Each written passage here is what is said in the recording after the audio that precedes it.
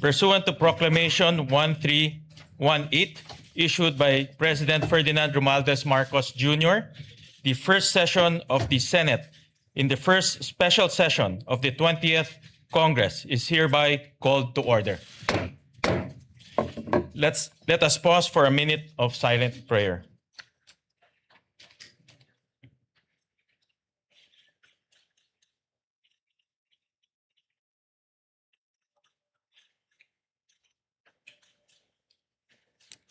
Amen.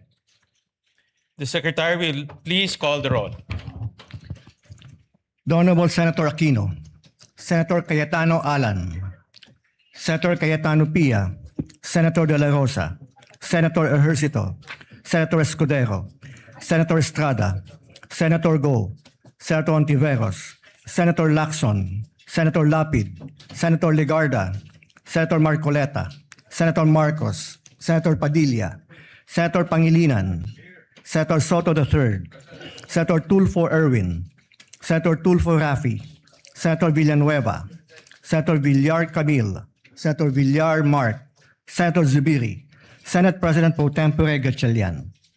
With 13 senators present, the chair declares a quorum. Mr. President. Majority Leader. Thank you, Mr. President. Mr. President, I move that we proceed with the election of the Senate President of the Philippines. I so move. Is there any objection? Hearing none, the election of the Senate President is now in order.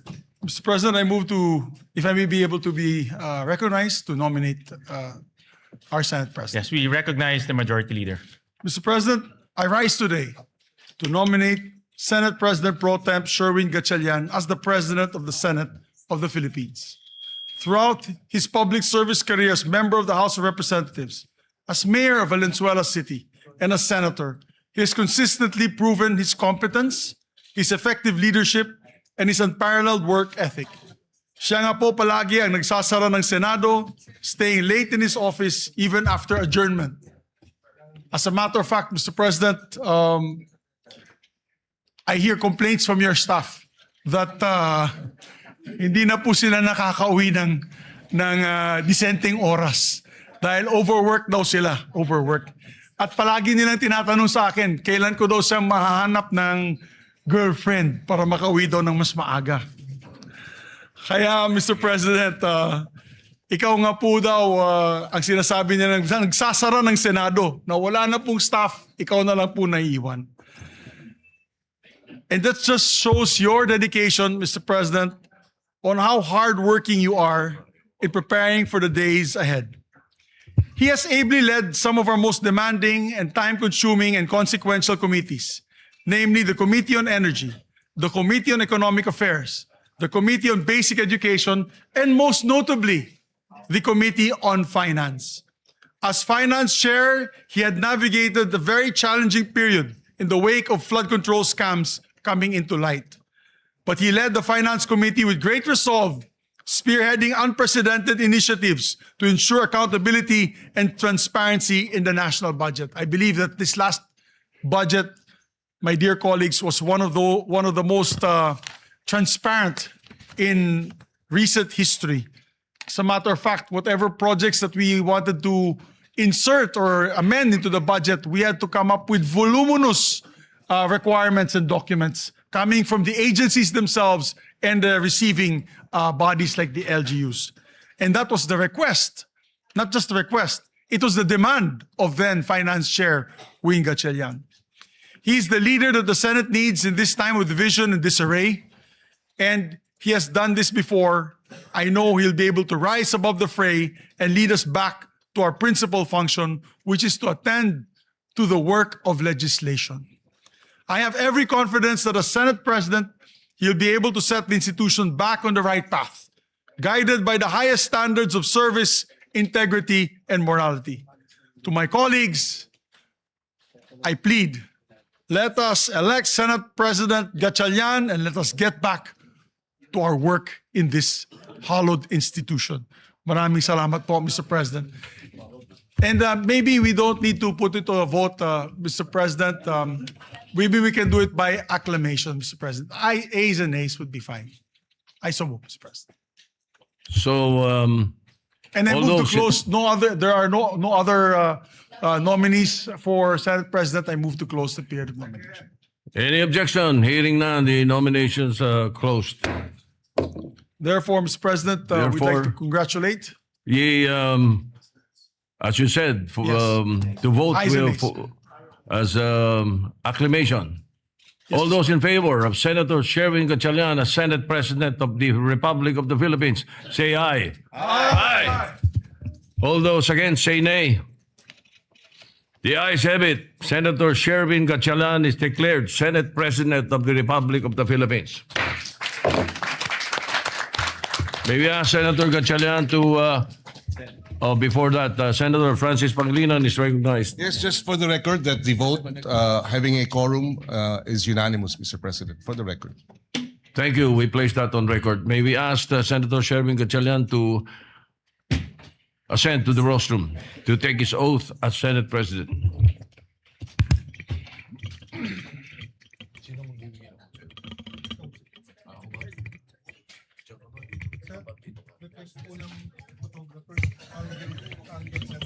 For the record, Mr. President.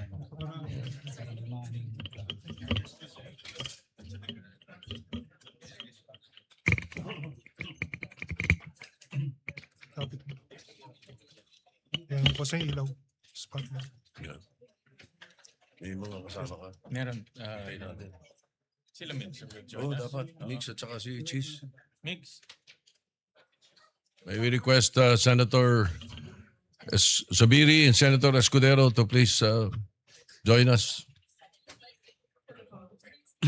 Dito sila likod ko. Oo. Pamilya mo sa likod ko. Okay.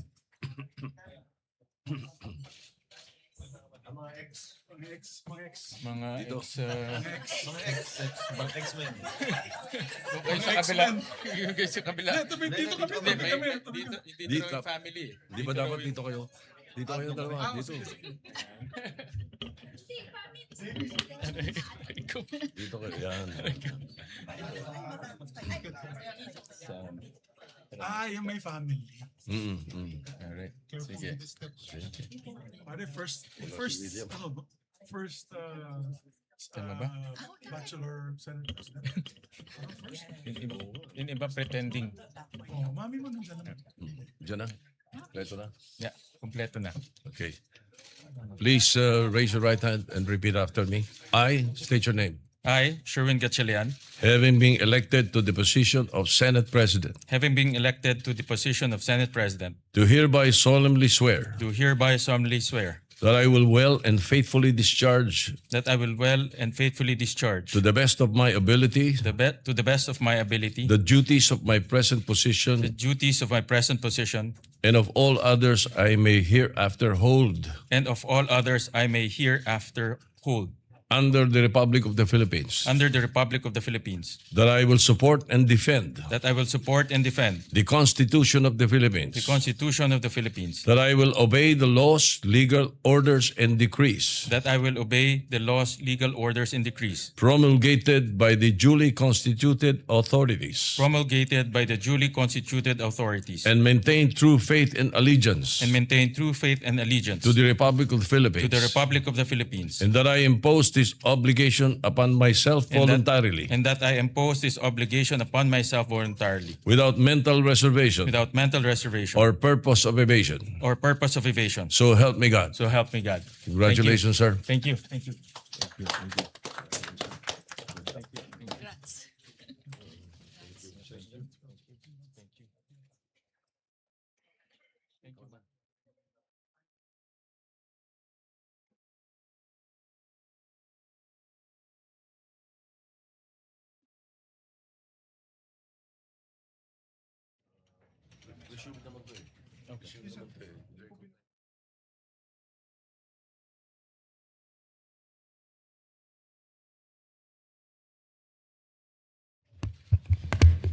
Majority Leader. Mr. President, just put on record as well that you have been ably discharging your function as Senate President Pro Temp and Acting President since your election in June 3, 2026. We'd just like to extend our congratulations on your elections as the new Senate President. Thank you very much, Majority Leader. Thank you, Mr. President. Mr. President, now I would like to move that we proceed with the election of the Senate President pro tempore. I so move, Mr. President. Is there any objection? Hearing none, the election of the Senate President pro tempore is in order. May I ask may we recognize, Mr. President, Senator Ping Lacson for the nomination. We recognize Senator Ping Lacson. Thank you, Mr. President. With your Honor's ascension as the fourth Senate President of the 20th Congress of the Republic of the Philippines, your previous post as Senate President pro tempore is now officially vacant. May I therefore nominate Senator Vicente Soto III to the position of Senate President pro tempore. Before I make my motion, Mr. President, I think I will be remiss of my duty and responsibility as a senator, colleague, and friend if I didn't thank and commend our two distinguished colleagues, Senator Chis Escudero and Senator Joel Villanueva, for responding to their higher calling for this chamber, our beloved institution known as the Philippine Senate. Higher than their friendships, their affiliations, and every individual member of this body, even higher than themselves. I would also wish to put on record that I intentionally and voluntarily relinquished the chairmanship of what is known or often referred to as the most powerful committee, the Blue Ribbon, for two primary reasons. Number one, I am tired of losing old friends and creating new enemies. And number two, there are other colleagues who are equally, if not more qualified than this humble representation to take on the job. If there were no takers, I was willing, albeit with a heavy heart, to retain and continue sitting as chairman and resume a duty that I am morally and obligated to perform. With that, Mr. President, I move to nominate the position of Senate President pro tempore, Senator or the Honorable Vicente Soto III. I so move, Mr. Chairman. Mr. President. Thank you. Thank you. Majority Leader. Thank you, Mr. President. And just to give a short manifestation, Mr. President, I'd like to have the privilege to second the nomination of Senator Vicente C. Soto III as a Senate President pro temp. I was his majority leader in all three times he was elected as Senate President. It was an honor for me to be his majority leader. He used to call me Major, as the major in the plenary. But I can say from experience that he's second to none when it comes to knowledge of our institutional rules, traditions, and processes.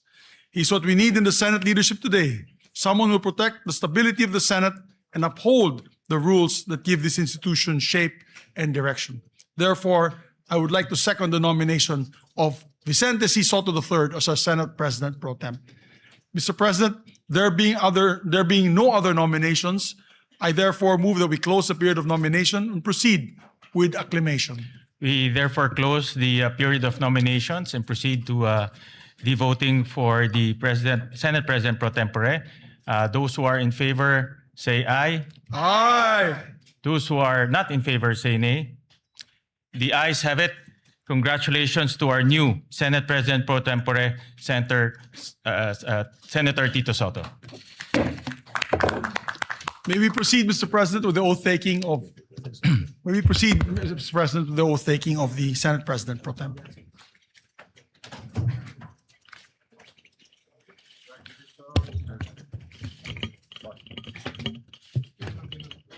Sabi daw pang-retirement position yung Senate President.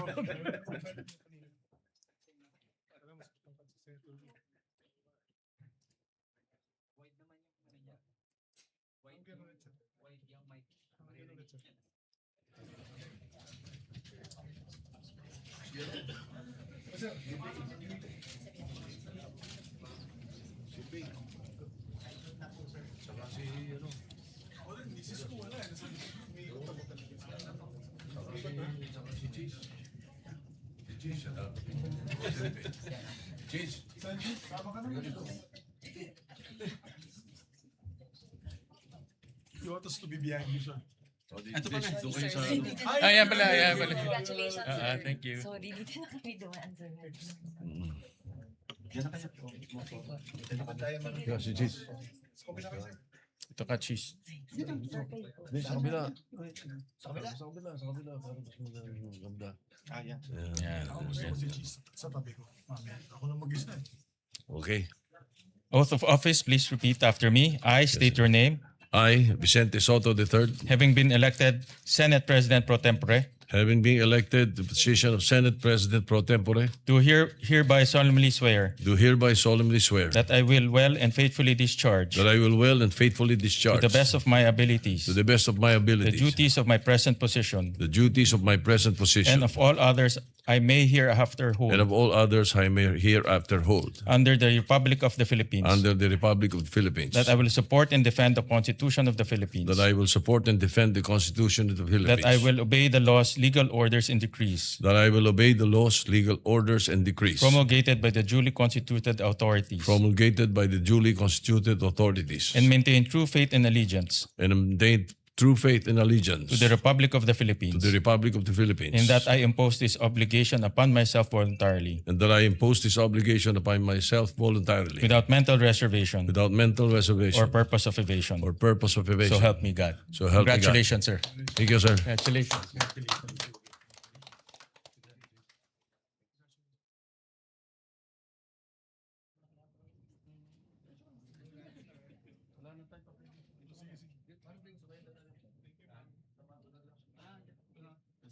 JB, sama ka naman dito. Joel din, dating manjo.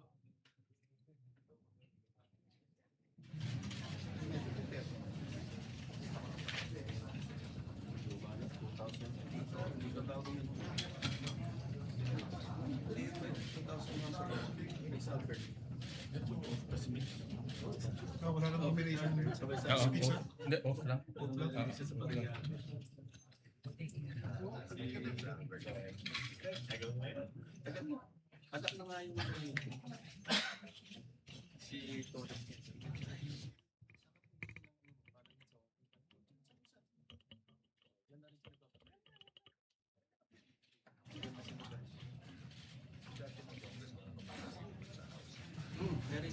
Mr. President, if I may be able to take my oath as well as Majority Leader, although I have been elected as the Chairman of the Rules Committee, but I was not able to take my oath the last June 3 meeting. Yes, we will administer the oath to Thank you very the much, Mr. Majority Leader.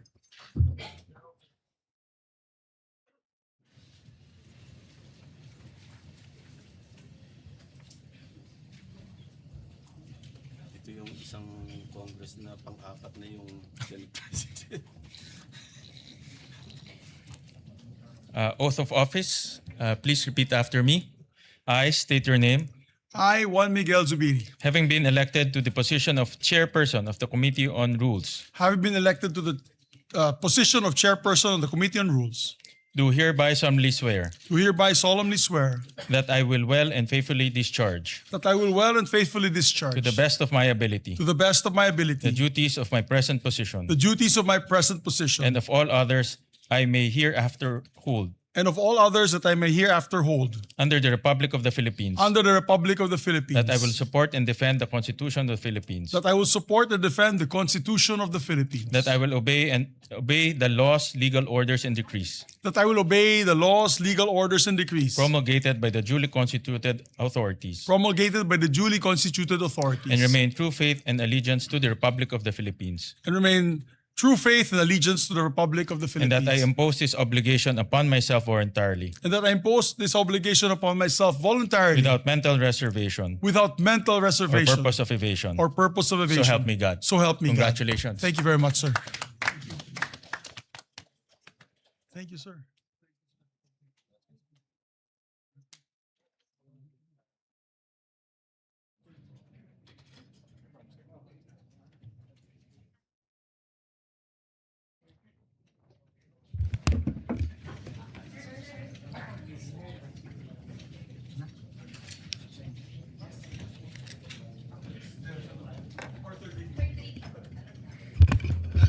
Election ng committee, chairman?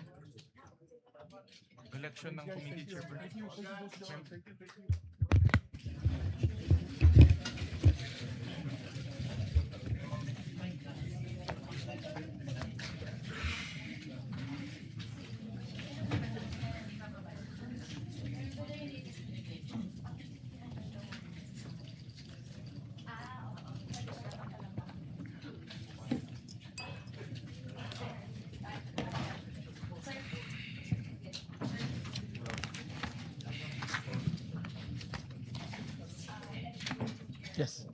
Oh, I have, do you have the list?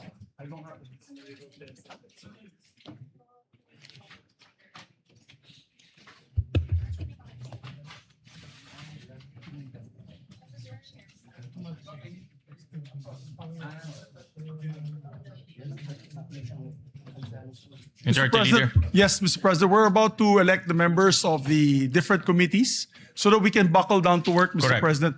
But I need just a 1 minute suspension to get the list from the staff. 1 minute suspension.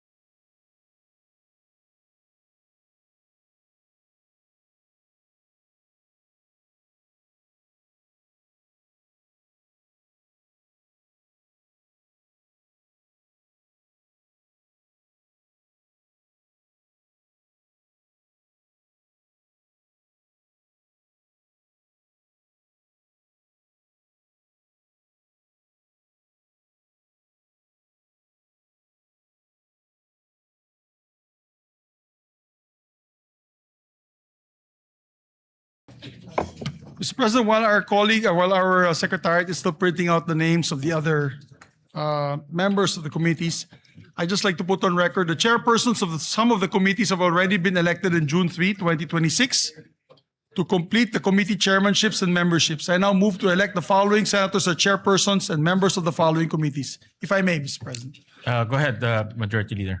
Mr. President, I move for the constitution of the Committee on Accountability and Public Officers and Investigations, or the Blue Ribbon Committee, to be composed of 17 regular members and 3 ex officio members, reflecting an 11-9 majority-minority ratio.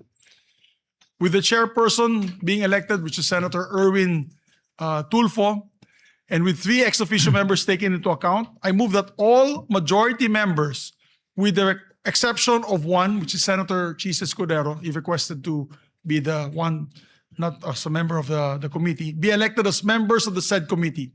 I further move that all remaining senators who are currently in active discharge of their senatorial functions and who are not otherwise designated as ex officio members be elected as regular members, subject to the prescribed membership limit under the rules.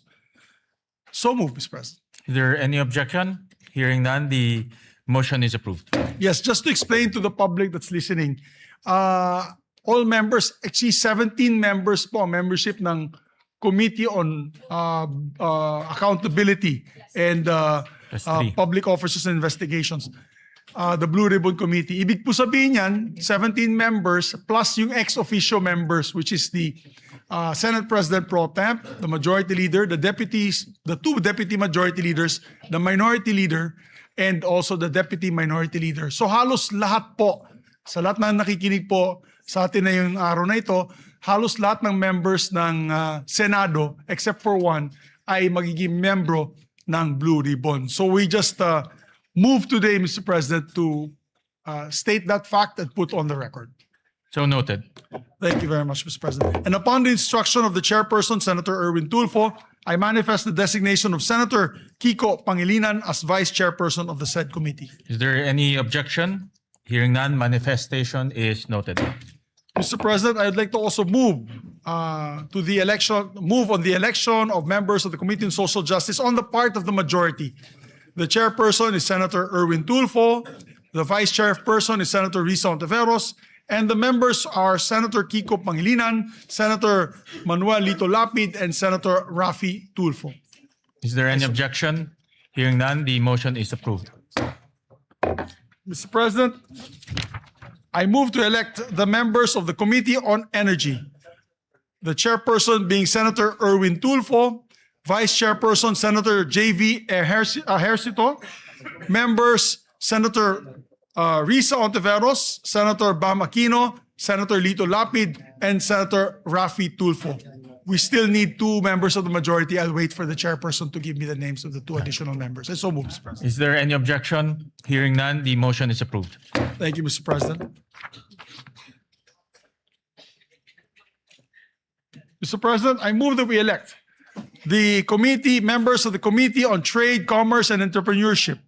As chairperson, Senator Bam Aquino, and as members, Senator J.V. Ejercito, Senator Cheese Escudero, Senator Manuel Lito Lapid, Senator Kiko Pangilinan, and Senator Rafi Tulfo. Is there any objection? Hearing none, the motion is approved. Mr. President, I move that we elect the members of the Committee on Constitutional Amendments and Revision of Codes. The chairperson being Senator Francis Kiko Pangilinan, and members Senators Risa Ontiveros, Senator Ping Lacson, Senator J.V. Ejercito, Senator Bam Aquino, Senator Lito Lapid, and Senator Cheese Escudero. I so move. Is there any objection? Hearing none, the motion is approved.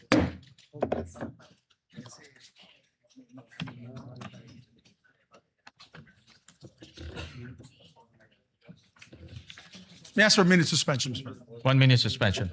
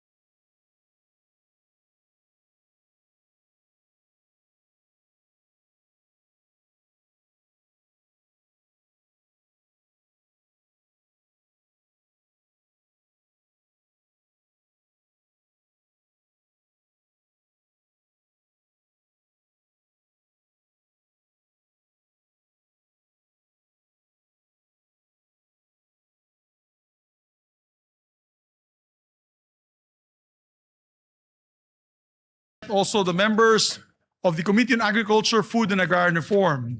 The chairperson being Senator Francis Kiko Pangilinan, the Vice Chairperson being Senator J.V. Ejercito, members Senator Risa Ontiveros, Senator Bam Aquino, Senator Lito Lapid, Senator Erwin Tulfo, Senator Rafi Tulfo, Senator Chis Escudero, and Senator Joel Villanueva. I so move. Is there any objection? Hearing none, the motion is approved.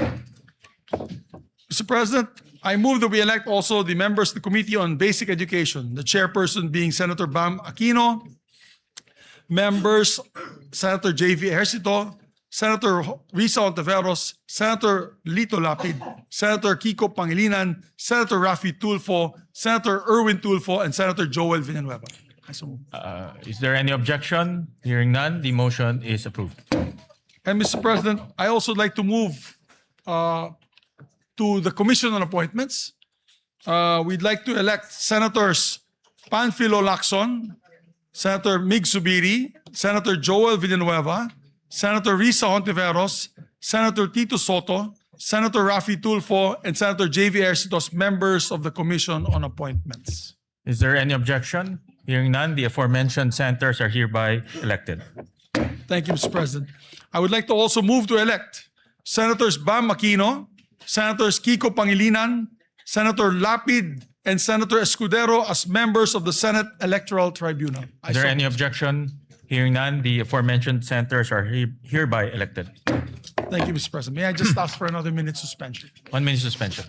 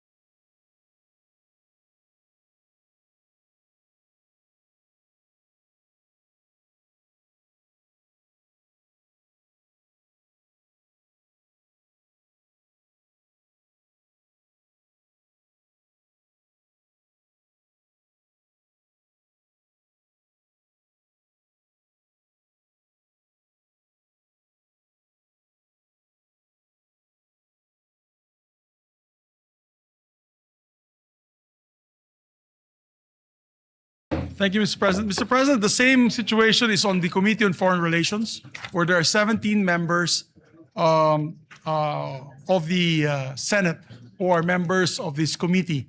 I move, and me being the chairperson, Mr. President, that was elected last June 3, that I have attained the position as chairperson of the Committee on Foreign Relations, and that all members be made as members of the Foreign Relations, except for one on our part, Mr. President, with the permission of Senator Lito Lapid. Does the committee have 17 members as well? Yes. So the same So situation same as the Blue situation Ribbon. as Blue Ribbon? Yes, Mr. All right. President. So we elect all members except for Senator Lapid as member of the Committee on Foreign Relations. So moves, Mr. President. Is there any objection? Hearing none, the motion is approved. Thank you, Mr. President.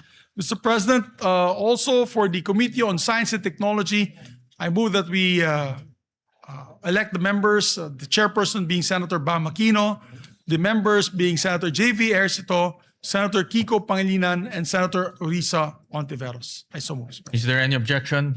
Hearing none, the motion is approved. Mr. President, I'd like to also move to elect the members of the Committee on Justice, the chairperson being Senator Francis Kiko Pangilinan, Vice Chairperson Senator Ping Lacson, and members Senator Risa Ontiveros, Senator Bam Aquino, and Senator Joel Villanueva. Is there any objection? Hearing none, motion is approved.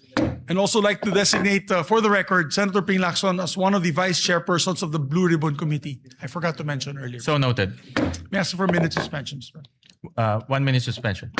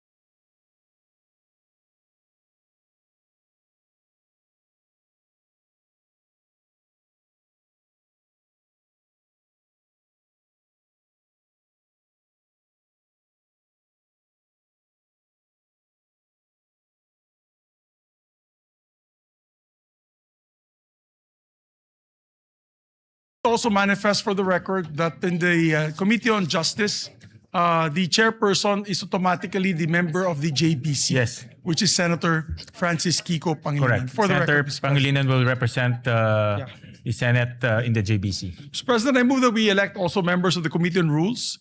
Mr. President, I move that we elect Senator J.V. Ercito, Senator Ping Lacson, Senator Kiko Pangilinan, Senator Erwin Tulfo, and Senator Joel Villanueva as members of the Rules Committee. Mr. Is President. there any objection? Hearing none, the motion is approved. Thank you, Mr. President. Mr. President, we'd like to also elect the members of the Committee on Health and Demography, Mr. President. For the record, the chairperson is Senator Risa Ontiveros, Vice Chairperson Senator J.V. Ejercito, and the members, part of the majority, Senators Bam Aquino, Senators Kiko Pangilinan, Senators Rafi Tulfo, Senator Erwin Tulfo, and Senator Ping Lacson. Is there any objection? Hearing none, motion is approved. Mr. President, we'd like to also move to elect the members of the Committee on Energy. The part of the chairperson is Senator Erwin Tulfo, the vice chairperson is Senator J.V. Ejercito, and the members are Senator Risa Ontiveros, Senator Bam Aquino, Senator Ping Lacson, Senator Rafi Tulfo. I so move, Mr. President. Is there any objection? Hearing none, motion is approved. Mr. President, we'd like to also put on record the members of the Committee on Finance, Mr. President. Of course, the Committee on Finance is headed by the chairperson, Senator J.V. Ejercito.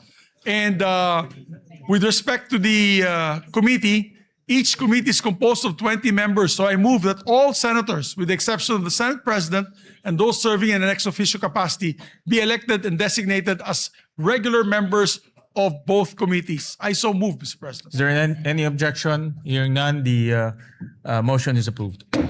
Mr. President, I'd like to also elect the members of the National Defense, Security and Peace and Unification and Reconciliation Committee, Mr. President. The chairperson is Senator Tito Soto, our Senate President pro tempore. And same with the Finance Committee. There are 20 members. So I move that all senators, with the exception of the Senate President, those serving in an ex officio capacity, be elected and designated as members of the National Defense Committee. I so move, Mr. Is President. there any objection? Hearing none, motion is approved. There's a request of course, there's a request by our chairperson that Senator Ejercito, J.V. Ejercito, and Senator Lacson be elected as the vice chairperson of the said committee. So noted. Mr. President, I move that we elect the members of the Women and Children Committee on Women and Children. The chairperson, of course, is Senator Risa Ontiveros. The vice chairperson is Senator J.V. Ejercito. And Senator Bam Aquino, Senators Kiko Pangilinan, Senator Erwin Tulfo, and Senator Ping Lacson. I so move, Mr. Is President. there any objection? Hearing none, motion is approved. Mr. President, I move to elect the following members as the members of the Committee on Ways and Means. This chairperson is Senator Bam Aquino, and the members are Senator Pia Ontiveros, Senator Kiko Pangilinan, Senator Chis Escudero, Senator Erwin Tulfo, Senator Rafi Tulfo, and Senator Joel, what did I say? Risa Ontiveros. What did I say? Ay, nako, wala pa si Pia, hindi pa siya senator.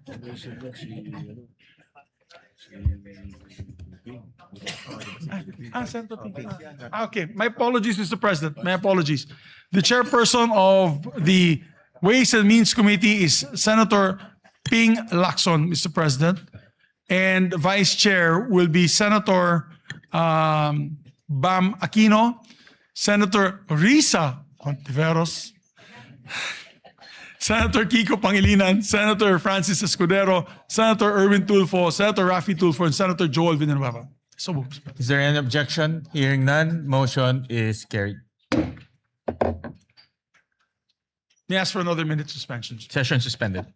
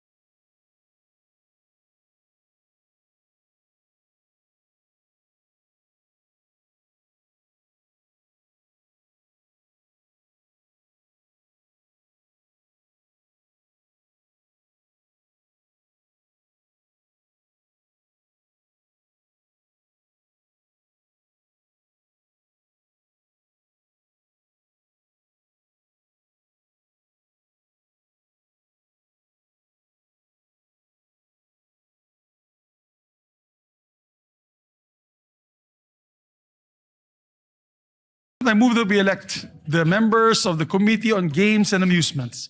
The chairperson, of course, is Senator Lito Lapid. The vice chair is Senator Rafi Tulfo. The members are Senator Chis Escudero, Senator Panfilo Lacson, Senator Erwin Tulfo, and Senator Joel Villanueva. So moved. Is there any objection? Hearing none, motion is approved. Mr. President, I move that we elect the members of the Committee on Ethics and Privileges. The chairperson being Senate President Pro Temp Tito Soto, Vice Chairperson Senator Pangilinan, members Senator Rafi Tulfo, and Senator Lacson. Is there any objection? Hearing none, motion is approved. I move that we elect members of the Committee on Public Services, Mr. President. The chairperson is Senator Rafi Tulfo, the vice chairperson, Senator J.V. Ejercito, and vice chairperson, Senator Bam Aquino. Members, Senator Lito Lapid, Senator Risa Ontiveros, Senator Kiko Pangilinan, Senator Erwin Tulfo. I so move, Mr. President. Is there any objection? Hearing none, motion is approved. Mr. President, I move that we elect the members of the Committee on Local Government.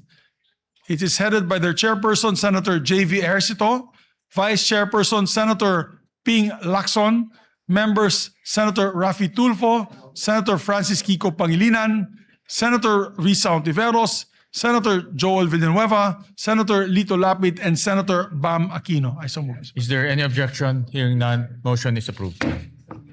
Thank you, Mr. President.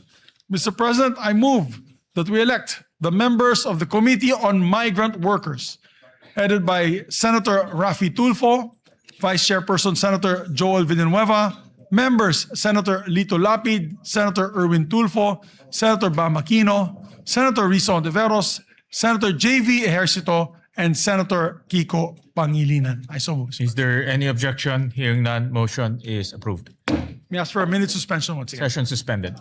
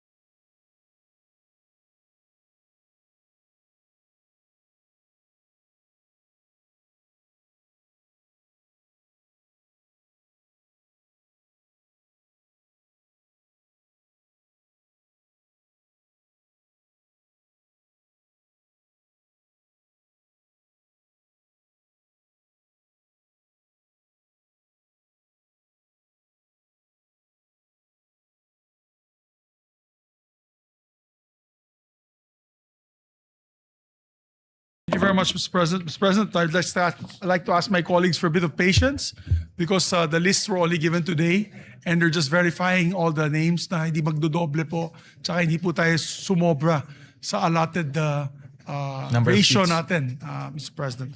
So, and I'd just like to reiterate the election of the JBC representatives pursuant to Article 8, Section 8 of the Constitution. I move to elect Senator Francis Pangilinan as the Senate representative to the Judicial and Bar Council. Vice Sen. Rodante Marcoleta. I so move, Mr. President. Is there any objection?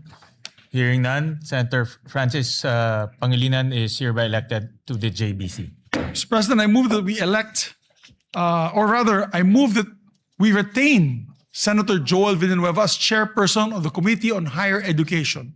And his vice chairman will be Senator Ejercito, members Senator Bam Aquino, Senator Kiko Pangilinan, Senator Raffy Tulfo, and Senator Escudero. I so move, Mr. President. Is there any objection? Hearing none, motion is approved.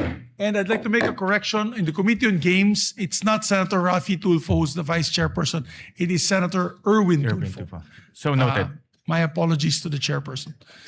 As regards to the CA membership, Mr. President, for the record, that this representation and that of Senator Soto are vice. We replace Senators Lito Lapid and Senator Mark Villar respectively for the record, Mr. President. Yeah. So noted. Mr. President, we'd like to also elect the members of the Committee on Labor. Chairperson, Senator Joel Villanueva. Vice Chairperson, Senator J.V. Ejercito. And members, Senator Raffy Tulfo, Senator Erwin Tulfo, Senator Bam Aquino, Senator Risa Ontiveros, Senator Pangilinan, and Senator Escudero, Mr. President. Is there any objection? Hearing none, motion is approved. And Mr. President, I move to formally elect as well my deputy majority floor leaders. We'd like to elect and move to elect Senators J.V. Ejercito as my senior deputy majority leader, who one day in the near future will become the majority leader, I hope, after his job in the Finance Committee, and this representation will just retire. We'd like to also elect, Mr. President, our former majority leader, Senator Joel Villanueva, as deputy majority floor leader. Is there any objection? Hearing none, motion is approved. Thank you very much, Mr. President. May I ask for another minute suspension? Session suspended.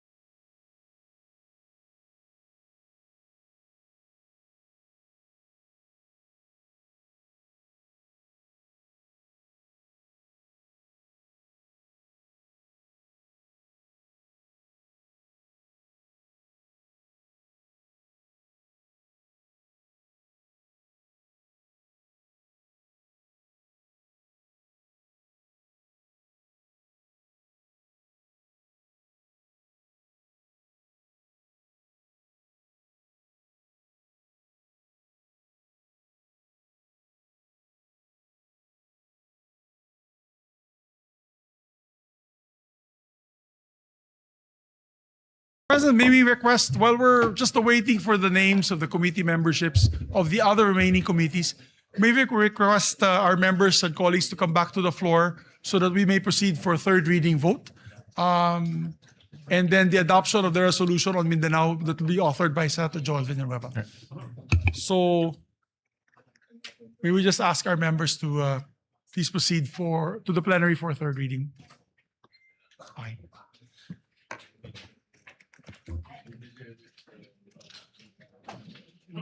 Erwin and Senator Lito. Okay. Senator Erwin.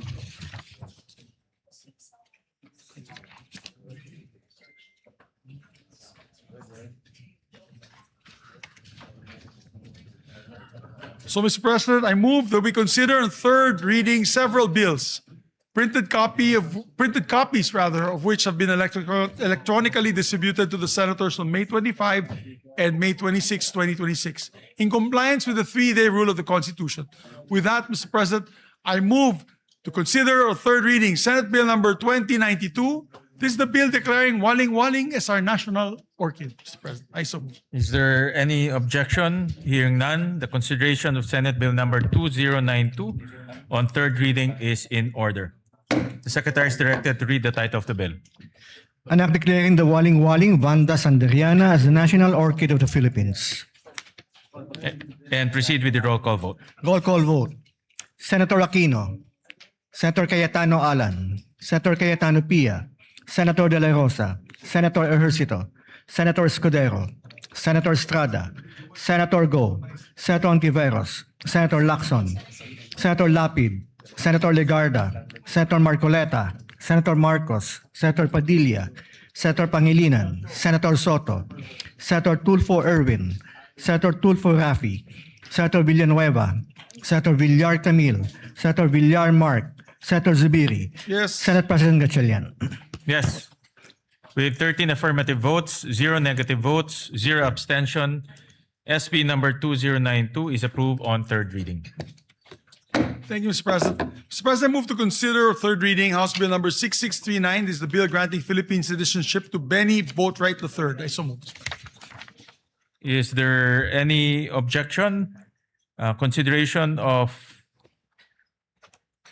House Bill number 6639 on third reading is in order. The Secretary is And directed. before we proceed with the voting, Mr. President, I would just like to put on record, they were here 3 days straight in the last, before we ended the session, and I think they're back onto training. So I think it's okay that we elect them in absentia because they deserve it, Mr. President. They were here 3 days before we ended session. Correct. In fairness to them, they were here present Yes, physically both- for 3 both, days.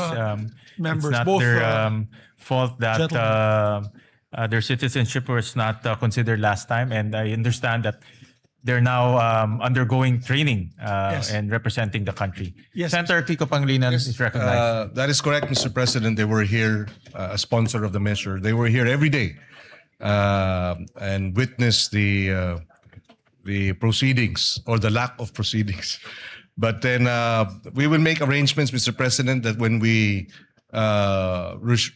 when we convene for the SONA or perhaps that week of the SONA, that they come and visit us here in plenary, Mr. President. Both Benny Boatwright and Matt Ramos, Mr. President. For We the take note of that. So we move to proceed with the roll call vote, Mr. President. The Secretary is directed to read the title of the bill and proceed with the roll call vote. An act granting Philippine citizenship to Benny Francois Boatwright III. Roll call vote. The Honorable Senator Aquino, Senator Cayetano Alan, Senator Cayetano Pia, Senator De La Rosa, Senator Ejercito, Senator Escudero, Senator Estrada, Senator Go, Senator Tiveros, Senator Lacson, Senator Lapid, Senator Legarda, Senator Marcoleta, Senator Marcos, Senator Padilla, Senator Pangilinan, Senator Soto, Senator Tulfo Erwin, Senator Tulfo Rafi, Senator Villanueva, Senator Villar Camil, Senator Villar Mark, Senator Zubiri, Senate President Gatchalian. With 13 affirmative votes, 0 negative votes, 0 abstentions, House Bill number 6639 is approved on third reading. Thank you, Mr. President. Mr. President, move to consider as well for third reading vote House Bill number 6644, the bill granting Philippine citizenship to Matthew James Ramos. I so move, Mr. President. Is there any objection? Hearing none, consideration of House Bill number 6644 on third reading is in order. The Secretary is directed to read the title of the bill and proceed with the roll call vote. An act granting Philippine citizenship to Matthew James Ramos. Roll call vote.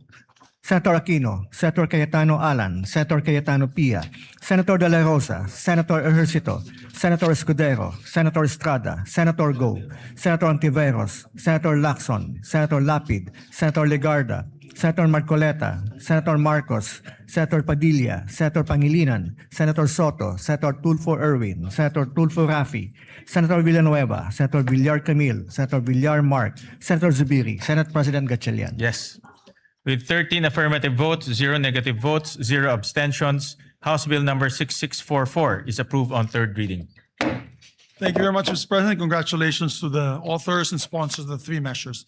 Mr. President, I move that we dispense with the reading of the journals of the 68th and 69th session, May 26 and June 3, 2026, and consider the same as approved. Is there any objection? Hearing none, the motion is approved. Mr. President, now we take up a very important measure that our dear colleague, distinguished former majority leader, had filed. I move that we consider proposed Senate Resolution number 447, and this is a resolution urging adequate funding for Mindanao earthquake relief and rehabilitation. I so move, Mr. President. Is there any objection? Hearing none, the motion is approved. Mr. President, I move that we recognize a distinguished former majority floor leader, our deputy majority floor leader, no other than our distinguished colleague from Bulacan, Senator Joel Villanueva. We recognize the distinguished gentleman from Bulacan. Thank you very Senator much, Villanueva. Mr. President, our distinguished majority leader. Mr. President, distinguished colleagues, it is an honor to rise before this august chamber to sponsor proposed Senate Resolution number 447, urging the national government to ensure adequate funding and resources for the relief, rehabilitation, reconstruction, and recovery of communities devastated by the recent earthquake in Mindanao. Ginoong Pangulo, ang usapin po natin ngayon ay hindi lamang tungkol sa pondo. Ito po ay tungkol sa mga buhay na winasak ng lindol at sa ating tungkulin na tulungan ang ating mga kababayan na muli pong makabangon. Noong pong 8 ng Hunyo, isang magnitude 7.8 na lindol ang tumama malapit sa Sarangani Province. Sa loob lamang po ng ilang minuto, nagbago ang buhay ng daang-daang libong Pilipino. As of June 16, at least 68 lives have been lost. More than 1,000 have been injured and over 30 remain missing. Mahigit 1 milyong individual o higit 330,000 families ang naapektuhan, habang halos 19,000 pa rin ang nananatili sa evacuation centers. Ngunit higit pa po sa mga numerong ito ay ang mga kwento ng ating mga kababayan, mga pamilyang nawalan ng tahanan, mga batang hindi makapasok sa paaralan, mga manggagawa, mga magsasaka, mga mangingisda na nawalan ng kabuhayan at mga pamilyang nagdadalamhati sa pagkawala ng kanilang mahal sa buhay. Mr. President, Mindanao is a pillar of our national economy. Ito po ay mahalagang pinagmumulan ng pagkain, produktong agrikultura at yamang dagat. Kapag naapektuhan po ang Mindanao, nararamdaman po ito ng ating buong bansa. Initial assessments estimate at least 1.13 billion pesos in damage to public and private infrastructure. And that figure is expected to rise, Mr. President, as assessments continue. Nasira po ang mga tahanan, paaralan, ospital at iba pang mahalagang infrastruktura. Ngunit ang mas malaki pong hamon ay ang muling pagtatayo ng mga komunidad at pagbibigay ng bagong pag-asa sa ating mga kababayan. Kaya Ginoong Pangulo, sa pagkakataong ito, nais po nating makita, nais natin din pong kilalanin, lalo na ang ating mga rescue workers, health workers, uniformed personnel, volunteers, local officials at humanitarian organizations na wala pong sawang tumutulong sa mga nasalanta. Ngunit alam po natin, Ginoong Pangulo, alam natin na hindi po sapat ang bayanihan lamang. Heroism saves lives, but resources rebuild communities. Compassion comforts victims, but funding restores livelihoods. Kaya po kinakailangan nating tiyakin na ang lahat ng magagamit na pondo at suporta ng ating pamahalaan ay agad-agad na mapakilos upang mapabilis ang relief, rehabilitation, reconstruction at pagpapanumbalik ng kabuhayan sa mga apektadong lugar. Ginoong Pangulo, sa panahon po ng sakuna, nasusukat hindi lamang po ang tibay ng ating mga infrastruktura, kundi ang tibay ng ating pagkakaisa bilang isang bansa. Ngayon ang panahon upang patunayan na walang Pilipinong maiiwan. And for these reasons, Mr. President, I respectfully seek the support of our esteemed colleagues for the immediate passage, immediate adoption of this resolution. Marami pong salamat at pagpalain tayong lahat ng ating Panginoong Diyos. Senator Erwin Tulfo is recognized, then Senator Kiko Pangilinan. May we recognize as well Senator J.V. Ejercito to And sponsor. Senator, we And then recognize, after which, sorry. yeah, I we just- recognize Senator JV first for his Yes, I have the co-sponsorship. list. It's the Senator J.V. Ejercito, Mr. President. After that, Senator Kiko Pangilinan and Senator Erwin Tulfo. And Senator Raffy Tulfo after. So we first recognize Senator JV Ejercito. Thank you, Mr. President. Ginang Pangulo, mga kasamahan sa Senado at sa mga kababayan natin sa Mindanao, magandang umaga po. I rise today to co-sponsor proposed Senate Resolution number 447, a resolution urging the national government to take all necessary measures to ensure the availability of adequate funding and resources for the relief, rehabilitation, reconstruction, and recovery of communities affected by the recent devastating earthquake in Mindanao. Through the resolution, the Senate joins the nation in mourning and honoring the lives lost during the devastating earthquake that hit our brothers and sisters in Mindanao, particularly the province of Sarangani, South Cotabato, Davao Occidental, and Davao del Sur. 68 deaths were reported by the National Disaster Risk Reduction and Management Council, while 33 remain missing according to the latest reports made by the NDRRMC last Tuesday. Mr. President, ang mga buhay pong ito ay hindi numero lamang.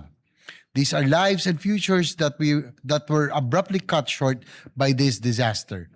Ang bawat isa sa kanila ay may pangalan, mayroong kwento, mayroong pangarap, at may mga mahal sa buhay na naiwan. Sila ay mga anak, asawa, kapatid, kaibigan, at mga mahal nating mga kababayan. Nakapanlulumo po ang mga larawan at video na nakita natin online. Ano pa kaya ang aktwal na pakiramdam at sitwasyon na dinadanas ng ating mga kababayan? Bilang magulang, nakakatakot isipin na malagay sa kaparehong sitwasyon ang aking mga anak. Nakita natin ang mga mag-aaral at mga guro na napuno ng takot habang niyayanig ng lindol ang kanilang paaralan.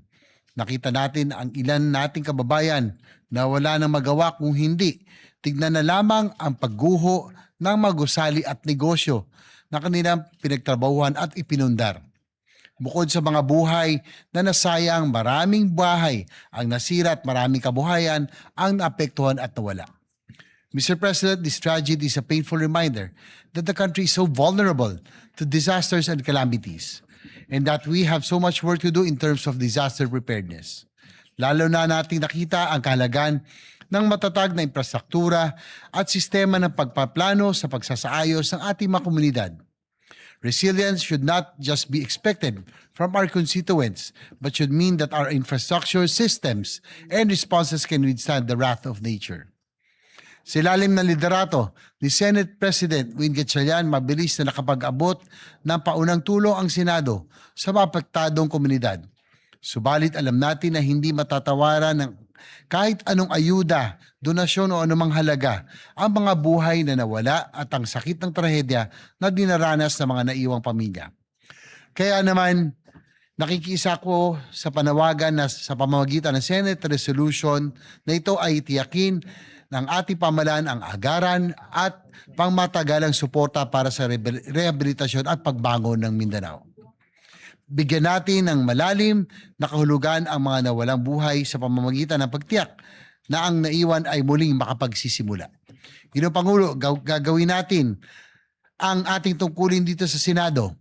Bilang inyong bagong halal na chairman ng Committee on Finance, titiyakin natin na mayroong nakalaang suporta upang maibalik ang kaayusan, seguridad at dignidad ng pamumuhay ng mga kapatid natin sa Mindanao na lubhang naapektuhan ng sakuna. Maraming pagsubok na ang dinaanan ng ating bansa, maraming bagyo, lindol at iba pang kalamidad at pandemya ang sumubok sa tibay ng sambayanang Pilipino. Sa mga panahong mahirap para sa ating mga kababayan, ang pagbangon, ipakita natin na mayroon silang maasahan na gobyerno at mga namumuno. Lubos po tayo nakikiramay sa mga pamilyang nawalan at nakikisa tayo sa buong Mindanao sa panahong ito ng pagdadalamhati. Pagbangon Mindanao, maraming salamat po. Maraming salamat, Senator JV. We recognize Senator Erwin Kiko Pangilinan.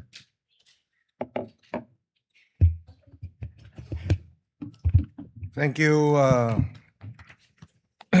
Senate President Gatchalian. Dear colleagues, I rise to co-sponsor Senator Joel Villanueva's Senate Resolution number 447. In times of calamity, the Senate must speak as one. I commend Senator Joel Villanueva for his quick thinking and swift leadership on this resolution, which reflects the Senate's shared duty to help Mindanao recover, rebuild, and prosper. Strategic national priority ang mabilis at tuloy-tuloy na pagbangon ng Mindanao mula sa lindol noong Hunyo 8. Bakit? Dahil nasa Mindanao ang humigit kumulang 1/3 na pinakamahihirap nating mga kababayan, habang 40% ng food supply ng ating buong bansa ay galing dito. Pinakamalawak na produkto ng nyug, pinakamalawak na coconut farm sa buong Pilipinas ay nasa Mindanao. 40%, 30% of the national food trade comes from Mindanao. Food basket ng Pilipinas ang Mindanao. It is also one of our most dynamic growth frontiers. Maraming mga tahanan, paaralan, ospital, kalsada, tulay, mga sistema ng kuryente at tubig at iba pang mahalagang infrastruktura ang nasira sa Davao Region at Soc-Sargen. Kung hindi ito agad-agad at sapat na matutugunan, mas lalaki ang pinsalang dulot sa agrikultura, pangingisda, logistics at mga lokal na negosyo. Tatagal ang paghihirap ng mga apektadong pamilya at malalagay rin sa alanganin ang pambansang seguridad sa pagkain at katatagan ng ating ekonomiya. Ang Senate Bill number 2259 ng inyong lingkod naglalaan ng 15 billion pesos in supplemental funding. Nilalayon nito na maibalik ang mahahalagang serbisyong pampubliko, maisaayos at mapatatag ang mga kritikal na pasilidad at maibangon ang kabuhayan ng ating mga magsasaka, mangingisda, manggagawa, maliliit na negosyo, lahat lubhang apektado ng lindol.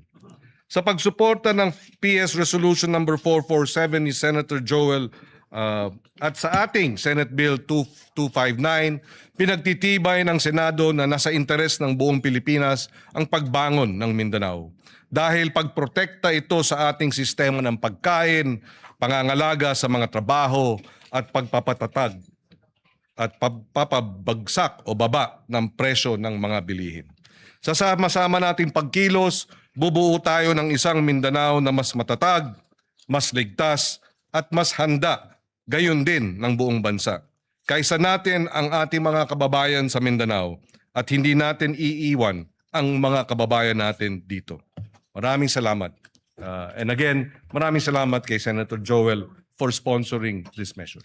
We recognize the gentleman from Palawan, Senator Erwin Tulfo. Thank you, Mr. President.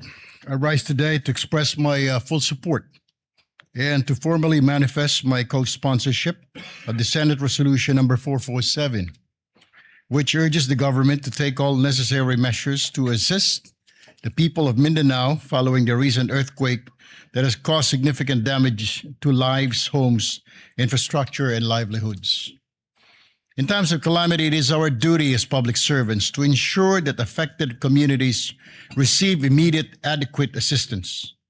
The earthquake has brought hardship and uncertainty to many families, underscoring the need for a swift, coordinated, and comprehensive response from all concerned agencies. Through this resolution, we reaffirm our commitment to mobilizing relief efforts, providing emergency assistance, restoring essential services, and supporting the long-term recovery and rehabilitation affected areas. We also recognize the resilience of the people of Mindanao and stand in solidarity with them as they rebuild their communities. It is imperative that the national government, together with local government units and relevant stakeholders, work closely to address the urgent needs of those affected and to strengthen disaster preparedness and response mechanism to mitigate the impact of future calamities. Ginong Pangulo at mga kasamahan, Ito po yung sinasabi ko noon pa at paulit-ulit ko na sinasabi. Isang tabi po natin ang ating mga personal or group interest. Alang-alang po sa mas nakakarami sa atin. We commend Senator Joel Villanueva for coming in today to file this resolution for the victims of the Mindanao quake. Thank you, Senator Joel Villanueva, for this resolution. For this reason, I wholeheartedly support and co-sponsor Senate Resolution number 447, Mr. President, and urge its immediate adoption. Thank you and good morning. Any more, Majority Leader? Any more, Senator Rafi? Yeah. While waiting for Senator Rafi, let me commend the resolution filed by Senator Joel Villanueva, PS Resolution 447. Ito po ay napapanahon dahil po yung naranasan ng Mindanao, particularly Sarangani and Jensan, ay isa sa pinakamalakas na lindol na naranasan po ng ating bansa. At marami pong infrastruktura na nasira doon. Nakita ho namin ni Senator Erwin, Senator JV at Senator Migs. At marami rin pong nasawi na buhay. At kami po ay nakikiramay at nakikiisa po sa mga kababayan ho natin sa Jensan, Sarangani at sa lahat pong ng lugar na tinamaan po ng lindol. At kaya po nagbibigay pugay ho kami kay Senator Joel dahil ito pong resolution ay nagdedirekta ng mabilis na action at mabilis po na pag-release ng pondo para po makatulong po sa mga kababayan natin sa Mindanao. With that, we recognize Senator Rafi Tulfo. Mr. President, colleagues, I rise today to express my strong support for Senator Joel Villanueva, Senate Resolution 447 and 452 concerning the recent 7.8 earthquakes which struck Mindanao last June 8, 2026. Hindi basta numero mga biktima ng lindol o anumang kalamidad. Sila po ay mga pamilyang nawala ng mga mahal sa buhay, tahanan at kabuhayan. The people of Mindanao have shown remarkable resilience in the face of adversity. Ngunit hindi sapat ang katatagan lamang. Hindi natin maaaring iasa sa tibay ng loob ng ating mga kababayan ang kanilang pagbangon. Kailangan nila ang agarang tulong at buong suporta ng pamahalaan upang muling maitayo ang kanilang mga buhay at komunidad. These resolutions recognize the urgent need to assess the full extent of the damage, ensure the relief and rehabilitation efforts are delivered efficiently, and identify measures that will strengthen the preparedness of our community against future disasters. Kasabay po nito, kinikilala natin rin ang kabayanihan ng ating mga rescue workers, medical teams at frontliners na nagbuwis ng oras at lakas upang pangunahan ang ating recovery efforts. For these reasons, I express my support, again, for Senate Resolution 447 and 452 and urge my colleagues to continue working together to ensure that the affected communities receive the assistance, rehabilitation, and protection that they deserve. May we continue to pray for their rehabilitation and for the continued safety of all our kababayans. Maraming salamat po, Mr. President. Thank you. Thank you very much for the co-sponsorship speech. Majority Leader, any more Thank you very much, Mr. co-sponsorship? President. With that, no other members wish to sponsor the measure. I move that all members present be made co-sponsors, Mr. President. Is there any objection? Hearing none, motion is approved and made. All senators are made co-sponsors of this bill. Yes, Mr. President. Those are present today. Mr. President, I move that we adopt proposed Senate Resolution number 447. I so move, Mr. Is President. there any objection? Hearing none, proposed resolution 447 is hereby adopted, subject to style. Thank you, Mr. President. And we would like to thank Senator Joel Villanueva for filing this measure. Kami po sa Mindanao ay nagpapasalamat po sa kanya sa malasakit po niya sa amin sa Mindanao. Maraming po salamat kay Senator Joel. With that, Mr. President, I move to also take up proposed Senate Resolution number 452 and ask the Secretary to read the title of the measure. Resolution expressing the profound gratitude of the Senate of the Philippines to the rescue workers, social welfare and healthcare personnel, local government units, uniformed services, civil volunteer groups, and all humanitarian responders for providing swift life-saving assistance to affected communities in the aftermath of the magnitude 7.8 earthquake that struck Mindanao. Health workers. Thank you, Mr. President. Mr. President, you are the sponsor Yes, of the measure, Mr. President. Do you wish to? Yes, Mr. sponsor President, or- I will just, Majority Leader, I will just insert my sponsorship speech for this resolution. Pero ito po ay simpleng pasasalamat sa ating mga frontliners, sa DSWD, in particular the Armed Forces of the Philippines who provided logistical support sa mga sinalanta po ng lindol. Kaya po ito ay isang pasasalamat sa lahat po ng frontliners natin. Kasama na rin po yung LGU LGUs. na talagang kaagad rumisponde sa pinsala ng lindol. Thank you, Mr. President. Pero meron na po tayong mga kasamahan. Mr. President, with your permission and permission of the body, would like to give short sponsorship speeches. Yes. May we recognize Senator J.V. Ejercito? He'll also insert to the records his sponsorship speech. And we'd like to recognize Senator Erwin Tulfo. We recognize Senator Erwin Tulfo for his co-sponsorship speech. Mr. President, colleagues, I rise today to manifest my support and co-sponsorship on Senate Resolution number 452, expressing the profound gratitude of the Senate to rescue workers, social welfare, healthcare personnel, local government units, uniformed services, civil volunteer groups, at sa lahat po ng humanitarian responders sa government man o sa pribadong kumpanya. Marami po akong nabalitaan na may mga private companies po. Yung iba po galing sa mga mining corporations na nagpadala po ng kanilang workers para tumulong po sa paghahanap sa mga natabunan ng mga gumuhong gusali. Therefore, Mr. President, this resolution would like to express my support to thank all those involved, including the local government units who were there at the very first instance, the first responders to go around to check their constituents. Maraming salamat po sa inyo. Thank you, Mr. President. Yeah, muli, nagpapasalamat ho kami sa ngalan po ng Senado. Nagpapasalamat ho kami sa ating mga rescue workers, social welfare and healthcare personnel, local government units, uniform services, kasama na po ang Armed Forces of the Philippines, civil volunteer groups, and all humanitarian responders. Maraming salamat po. Yes, maraming salamat po, Mr. President. Some, of course, special mention po yung Red Cross, Philippine yes. Red Cross, kung saan po course. tayo ay membro bilang governors, Board of Governors of the Philippine Red Na Cross. pinangungunahan po ni And, Chairman Dick Gordon. Chairman Dick Gordon for his speedy action, always ready, always there, always first, always ready, always there, na Red Cross, headed by Senator Dick Gordon. We'd like to thank them. So with that, Mr. President, I move that we adopt proposed Senate Resolution number 452. I so move, Mr. President. Is there any objection? Hearing none, proposed resolution 452 is hereby adopted, subject to style. Thank you very much, Mr. President. Mr. President, we have a few bills that we can take up on the floor. Maybe we can just take this up already. We have to show our kababayans that we are working. We are going to pass several measures today. Mr. President, I move that we resume consideration on Senate Bill number 1990 under Committee Report number 52. I so move, Mr. President. This is for a period of, it's in the period of amendments, this measure. Is there any objection? Hearing none, the motion is approved. The measure is sponsored by our chairman, the Committee on Agriculture, Senator Francis Kiko Pangilinan.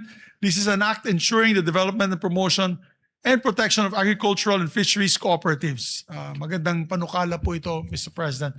I move that we recognize the sponsor and we'll also recognize Senator I will introduce his. He already gave the amendment. Yes. So the amendments of Senator Joel are already with Senator Pangilinan. May we recognize the good sponsor, Mr. President? We recognize the gentleman from Pampanga, Senator Kiko Pangilinan. Thank you, Mr. President. Thank you, Majority Leader. Mr. President, as earlier manifested, we are in the period of amendments. Only Senator Joel Villanueva has introduced amendments, and therefore we can proceed on Section 11, other benefits and privileges of agriculture co-ops. This is on page 9. Between lines 9 and 10, we insert the following proviso. provided that the continued enjoyment of tax and fiscal incentives shall be subject to compliance with the assessment and rating system established under Section 21 of this Act, including standards on governance, financial transparency, member benefit distribution, and actual productive agriculture activity. So moved, Mr. President. Is there any objection? Hearing none, amendment is carried. Thank you, Mr. President. Another amendment of Senator Villanueva is Section 14, creation of the Bureau of Agriculture Cooperatives. On page 11, lines 22 and 23, delete the proviso and replace it with the following. Provided that the department shall, in coordination with the CDA and concerned local government units and subject to budgetary availability and applicable laws, establish a needs-based staffing framework for cooperative development officers based on agriculture population, geographic need, cooperative density, and other relevant development indicators, with priority given to the underserved and strategically significant agriculture areas. And therefore, the second paragraph of Section 14 will now read, it shall be a line bureau and headed by a bureau director. Its organizational and staffing pattern shall be determined by the department in consultation with the Department of Budget and Management, provided that the department shall, in coordination with the CDA and concerned local government units and subject to budgetary availability and applicable laws, establish a needs-based staffing framework for co-op development officers based on agri population, geographic needs, cooperative density, and other relevant development indicators, with priority given to underserved and strategically significant agriculture areas. I so move, Mr. Is President. there any objection? Hearing none, amendment is approved. Thank you, Mr. President. We proceed to Section 15, Powers and Functions of the Bureau of Agriculture Co-ops. On page 12, between line 19 and 20, insert a new paragraph to read, the Bureau shall exercise its powers and functions in a manner complementary to and not duplicative of the powers and functions of the CDA under applicable laws. So move, Mr. President. Is there any objection? Hearing none, amendment is approved. Mr. President, Section 30, implementing rules and regulations, the amendment will be on page 17, deletes line 9 to 12 and replace them with the following. Section 30, implementing rules and regulations. The rules and regulations necessary for the effective and efficient enforcement of the provisions of this Act shall be formulated by the Department and the CDA in coordination with the relevant government agencies and in consultation with the LGUs, agriculture cooperatives, farmers and fisherfolk organizations, and other stakeholders, and shall be implemented within 90 days from the effectivity of this Act. Unjustified or willful failure or refusal of the concerned government agencies to promulgate the implementing rules and regulations, IRR, within the specified period shall subject the heads of these government agencies to administrative penalties under applicable civil service laws. And third paragraph, should the IRR contain provisions that are contrary to this Act, the heads of government agencies responsible for such provision, when done in bad faith or with gross negligence, shall be held administratively liable. So move, Mr. President. Is there any objection? Hearing none, amendment is approved. And finally, Mr. President, Section 32, Annual Reports. The amendment is on page 17 between lines 23 and 24 to insert a new paragraph to read, to promote transparency and accountability, the Bureau shall maintain and regularly update a publicly accessible digital registry containing relevant information on accredited agriculture cooperatives, including their ratings, incentives and benefits received, procurement awards, grants, and compliance status subject to applicable data privacy laws. So move, Mr. President. Is there any objection? Hearing none, amendment is approved. Thank you, Mr. President. There are no other proposed amendments for Senate Bill 1990. With the permission of our majority leader, if we can move to terminate the period of amendments. Yes, Mr. President. Mr. President, there being no other members who wish to amend the measure further, I move that we close the period of amendments. I so move, Mr. President. Is there any objection? Hearing none, period of amendments is hereby closed. Mr. President, with that, I move to approve on second reading Senate Bill number 1990 and the committee report number 52. Is there any objection? Hearing none, Senate Bill number 1990 is hereby approved on second reading. Thank you very much, Mr. President. Move to suspend consideration of the measure.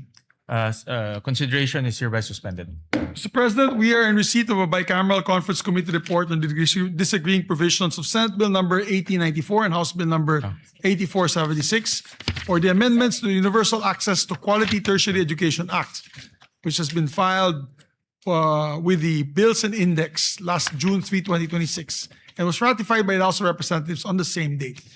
Mr. President, I move that we approve and ratify the said conference committee report on the disagreeing provisions of Senate Bill number 1894 and House Bill number 8476, and the text of the joint explanation be deemed read into the records of the chamber. I so move. Is there any objection? Hearing none, the motion is approved. The conference committee report is approved and ratified. Thank you very much, Mr. President. And Mr. President, yes, Mr. President. May we recognize our distinguished colleague, Senator Joel Villanueva. We recognize the for gentleman his, from Bulacan, manifestation. Senator Joel Villanueva. Yeah, Mr. President, just to give a very short manifestation on the ratification of the BICAM report on enhancing universal access to quality tertiary education. Mr. President, dear colleagues, it is with great privilege that we rise today to express our strong support for the ratification of the Bicameral Conference Committee report on the disagreeing provisions of Senate Bill number 1894 and House Bill number 8476, otherwise known as the Act Enhancing the Universal Access to Quality Tertiary Education. We again extend our warmest gratitude to our fellow conferees in the Senate and our counterparts in the House of Representatives, especially Chairperson Lauren Legarda, as one of the co-authors one of the authors and co-sponsors of this particular measure. Mr. President, we welcome the improvements introduced through this legislation and remain hopeful that these amendments will further strengthen RA number 10931 or the Universal Access to Quality Tertiary Education Act. More importantly, we trust that these reforms will remain faithful to the original spirit and intent of the law, a landmark measure that we, together with some of our colleagues here, including our Senate President, envisioned during its passage to make higher education more accessible to every deserving Filipino learner, especially those who face the greatest economic barriers. This measure responds directly, Mr. President, to that challenge by granting prioritization of eligibility to the tertiary education subsidy for enrolled students from the 4Ps o Pantawid Pamilyang Pilipino program households in recognized higher education institutions and technical vocational institutions. We are helping, Mr. President, ensure that financial hardship does not stand in the way of educational opportunity. So ultimately, Mr. President, this measure advances our collective goal of building a more equitable and inclusive education system. It strengthens the country's commitment to supporting learners not only in gaining access to tertiary education, but also in successfully completing it and realizing their full potential. Again, Mr. President, for these reasons, we wholeheartedly support the ratification of this BICAM report. Maraming salamat, Ginoong Pangulo. At, Thank you, Senator Joel Villanueva. Thank you very much, sir, Deputy Majority Floor Leader. Thank you, sir. With that, I move to consider Senate Bill number 1991 and the committee report number 53. I so move, Mr. Is President. there objection? Hearing none, the motion is approved. This is an act strengthening the National Agriculture and Fisheries Extension System to accelerate agriculture and fisheries development, Mr. President. The sponsor of this measure is Senator Kiko Pangilinan, and may we recognize the sponsor and to amend Senator Joel Villanueva. Yeah, we recognize the sponsor, Senator Kiko Pangilinan, and Senator Joel for his amendments. Thank you, Mr. President. If I may, Mr. President, with the permission of our chairperson, on page 5, this representation would like to propose that we delete lines 24 and 25 and replace them with the following. The roadmap shall contain, among others, measurable performance indicators, annual implementation targets, monitoring and evaluation mechanisms, periodic review provisions, and annual projected budgetary requirements, including the establishment of the local development hub. The rationale, Mr. President, is that this proposed amendment strengthens the second paragraph of Section 6 by expanding the required contents of the roadmap to promote accountability, guide implementation, and ensure measurable outcomes in the delivery of agricultural and fisheries extension progress. I submit to the wisdom of our chairperson. Your What Honor. does the sponsor say? Accepted, Mr. President. Is there any objection? Hearing none, amendment is approved. Thank you, Mr. President. On page 6, line 9, after the word act and before the period, insert the following. And other applicable laws, and without diminution of vested rights, benefits, and security of tenure of affected personnel. So the paragraph, Mr. President, will now read as follows. The Secretary is also authorized to reorganize the department's internal offices to determine if existing ones, in the interest of economy and efficiency, need to be integrated into the establishment of the BAX, subject to the provisions of Republic Act number 12231 or the Government Optimization Act and other applicable laws, and without diminution of vested rights, benefits, and security of tenure of affected personnel. I so move, Mr. President, if it is acceptable to our What dear does the colleagues. sponsor say? Wholeheartedly accepted, Mr. President. Is there any objection? Hearing none, amendment is approved.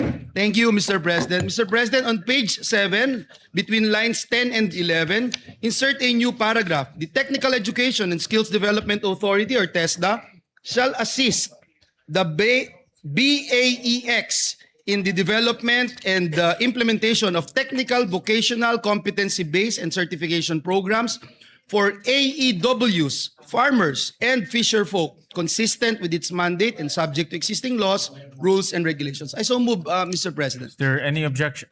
What does the sponsor say? If it is accepted. Yes, being the test naman, Mr. President, we accept fully and wholeheartedly this amendment. Any objection? Hearing none, the amendment is approved. Thank you again, Mr. President, to our sponsor. On page 10, line 14, after the period, insert the following sentence.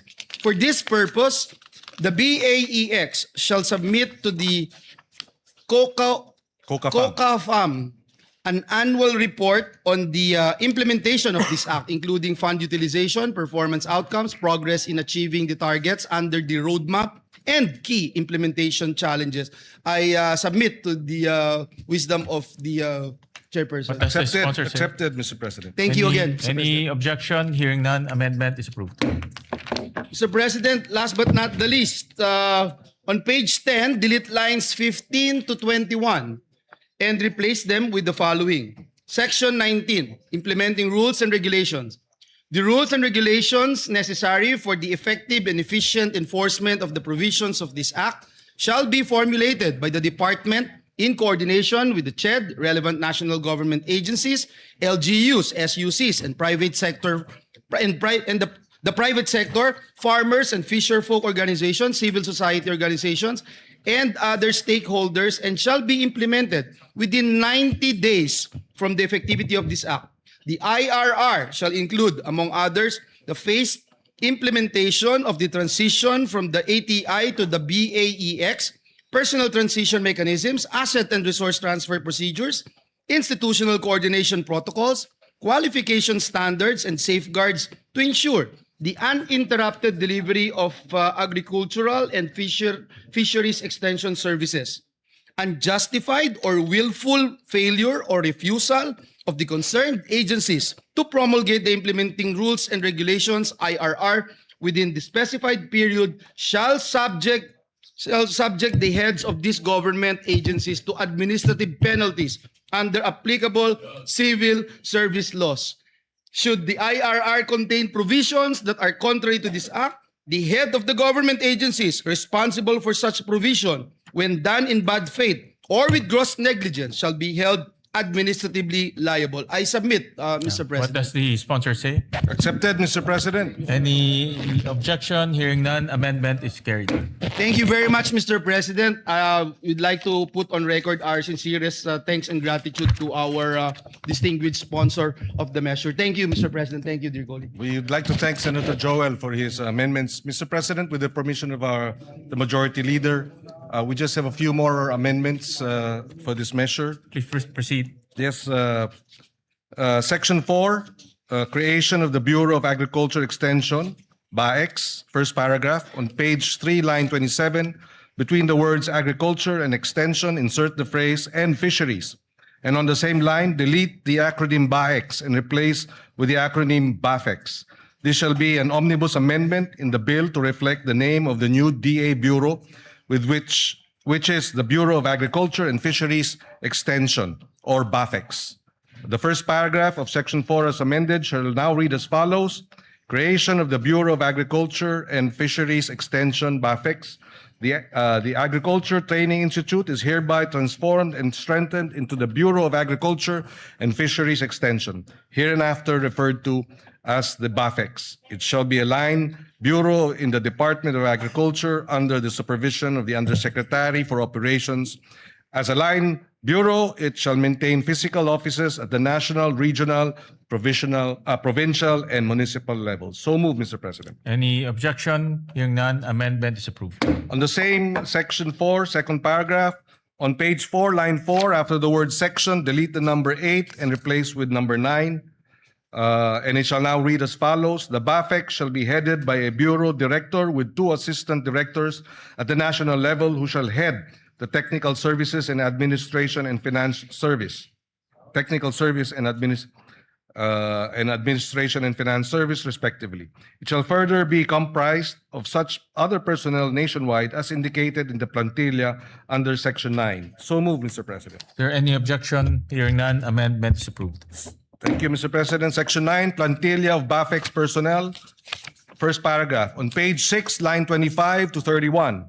Starting from the word agriculture, on line 25, delete the rest of the paragraph ending with the word country on line 31 and replace with the following. Director, Provincial Agriculture Extension Officer, Assistant PAEO, and Agriculture Extension Workers, AEWs. The department shall provide the details of the plantilla reflecting a minimum of 3 AEWs in every municipality in the country. The first paragraph of Section 9 shall now read as follows. Section 9, plantilla of BAFEX personnel. There shall be a plantilla of positions in the BAFEX, namely Bureau Director, 2 Assistant Directors, Regional Director, Provincial Agriculture Extension Officer, PAEO, Assistant PAEO, and Agriculture Extension Workers, AEWs.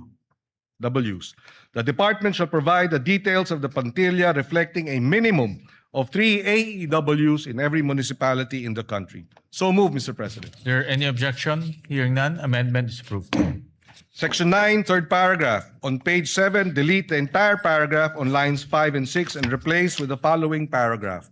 The basic salary grade for Agriculture 1 shall be salary grade 13 in the government salary grade scale, consistent with Republic Act 12215 or the Philippine Agriculturist Act. So moved, Mr. President. Is there any objection? Hearing none, amendment is approved. Mr. President, on page 7, delete lines 15 to 16 and replace with agriculture officers, workers shall be entitled to appropriate representation allowance and traveling allowance, RATA, in accordance with existing regulations. So moved, Mr. President. Is there any objection? Hearing none, amendment is approved. The penultimate amendment, Section 16 on appropriations, first paragraph on page 9, line 25. After the word for, delete the word personal and replace with personnel. The first paragraph of Section 16 shall now read as follows. Section 16, appropriation for the first year of implementation of this act. the amount of 10 billion pesos shall be appropriated for personnel services and operation and capital budget requirements of BAFEX. It shall be sourced out of the total budget of the department. So moved, Mr. President. Is there any objection? Hearing none, amendment is approved. And finally, on the title of the bill, the following, the omnibus amendment approved earlier. The title shall now read as follows. An act strengthening the national agriculture and fisheries extension system to accelerate agriculture and fisheries development, creating the Bureau of Agriculture and Fisheries Extension, BAFEX, and appropriating funds therefore. Subject to style, Mr. President, so moved. Is there any objection? Hearing none, amendment is approved, subject to style. Thank you, Mr. President. There are no other amendments. With the permission of the Majority Leader, I move to terminate the period of amendments. Thank you very much, Mr. President. With that, no other member wishes to make any further amendments. I move to close the period of amendments. Is there any objection? Hearing none, period of amendments hereby closed. Mr. President, I move to approve on second reading Senate Bill number 1991 under Committee Report number 53. Is there any objection? Hearing none, Senate Bill number 1991 is hereby approved on second reading. Thank you, Mr. President. Move to suspend consideration. Thank you, of the Mr. measure. President. Consideration of Senate Bill number 1991 is hereby suspended. And we'd like to congratulate the distinguished colleague for that. Mr. President, I move, finally, we'll take up one more bill and one sponsorship of another bill, and then we can suspend for the CA. And then we'll take up the other bills this afternoon when we come back, Mr. President. Mr. President, I move that we resume consideration of Senate Bill number 1905 under Committee Report number 35. I so move, Mr. President. Is there any objection? Hearing none, motion is approved. This measure, Mr. President, is for all our barangay health workers. We were in the ground during the earthquake, and we saw all the first responders were actually barangay health workers helping our people. We promised them, Mr. President, we will pass this, and therefore I would like to recognize, sponsor Senator Risa Ontiveros for their finalizing our amendments on this measure, Mr. President. By the way, for the record, Mr. President, we passed this already in the last Congress. So it's just a matter of passing this once again in this Congress. Thank you, Mr. Majority Leader. We recognize the gentle lady from Panay, Senator Risa Ontiveros. Salamat po, Mr. President.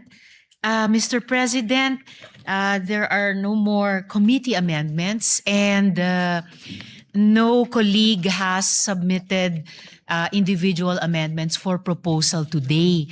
So, with the indulgence of the body, Mr. President, if the body will kindly allow, and in the light also of what the Majority Leader has said, na actually round 2 na po ito ng mga barangay health workers sa buong Pilipinas since the previous or 19th Congress.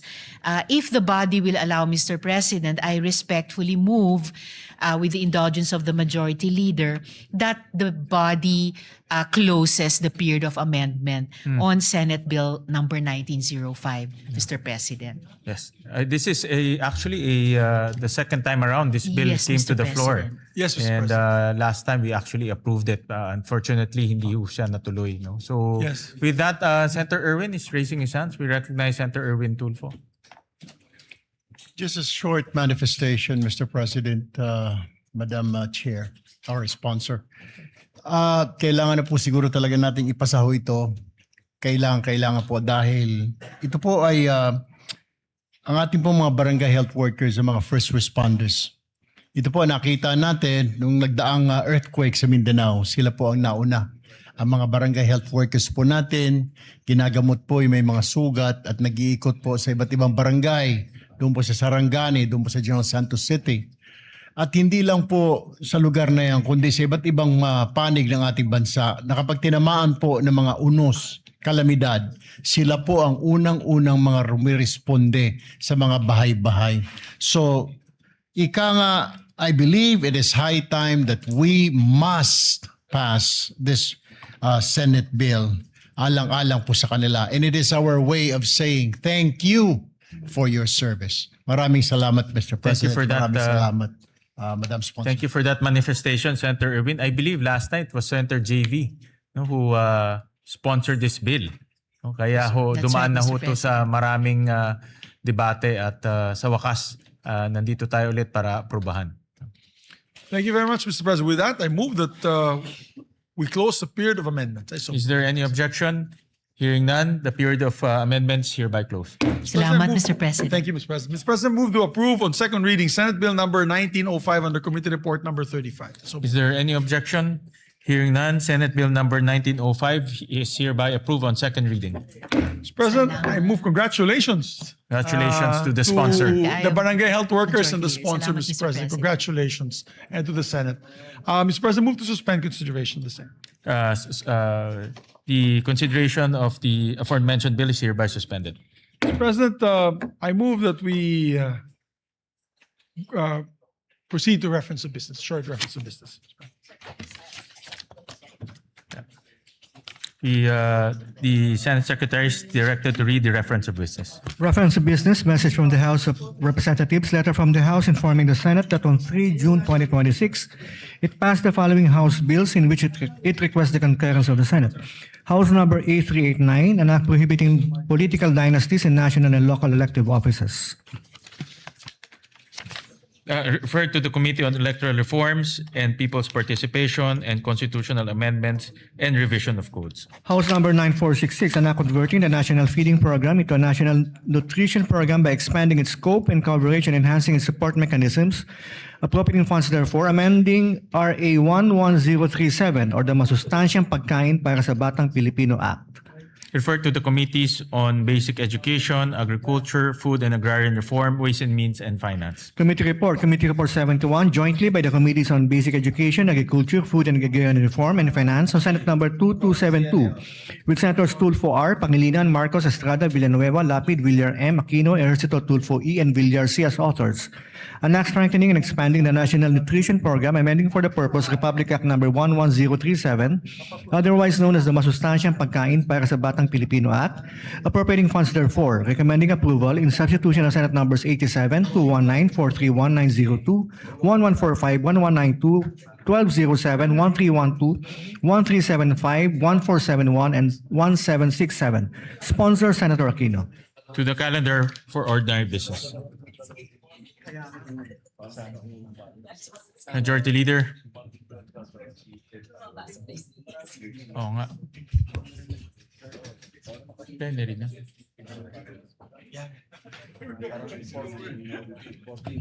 Thank you very much, Mr. President. Mr. President, before we recognize our distinguished sponsors of the measure, we'd just like to welcome also to the plenary our dear colleagues from the House of Representatives, members of the Commission on Appointments. Yeah, we welcome our colleagues from the Commission on Appointments, Excited na po particularly sila. our Excited na po sila. counterparts from the House of Representatives. Yes, thank you, Mr. President. We welcome them with open arms to their House of or to the Senate, Mr. President.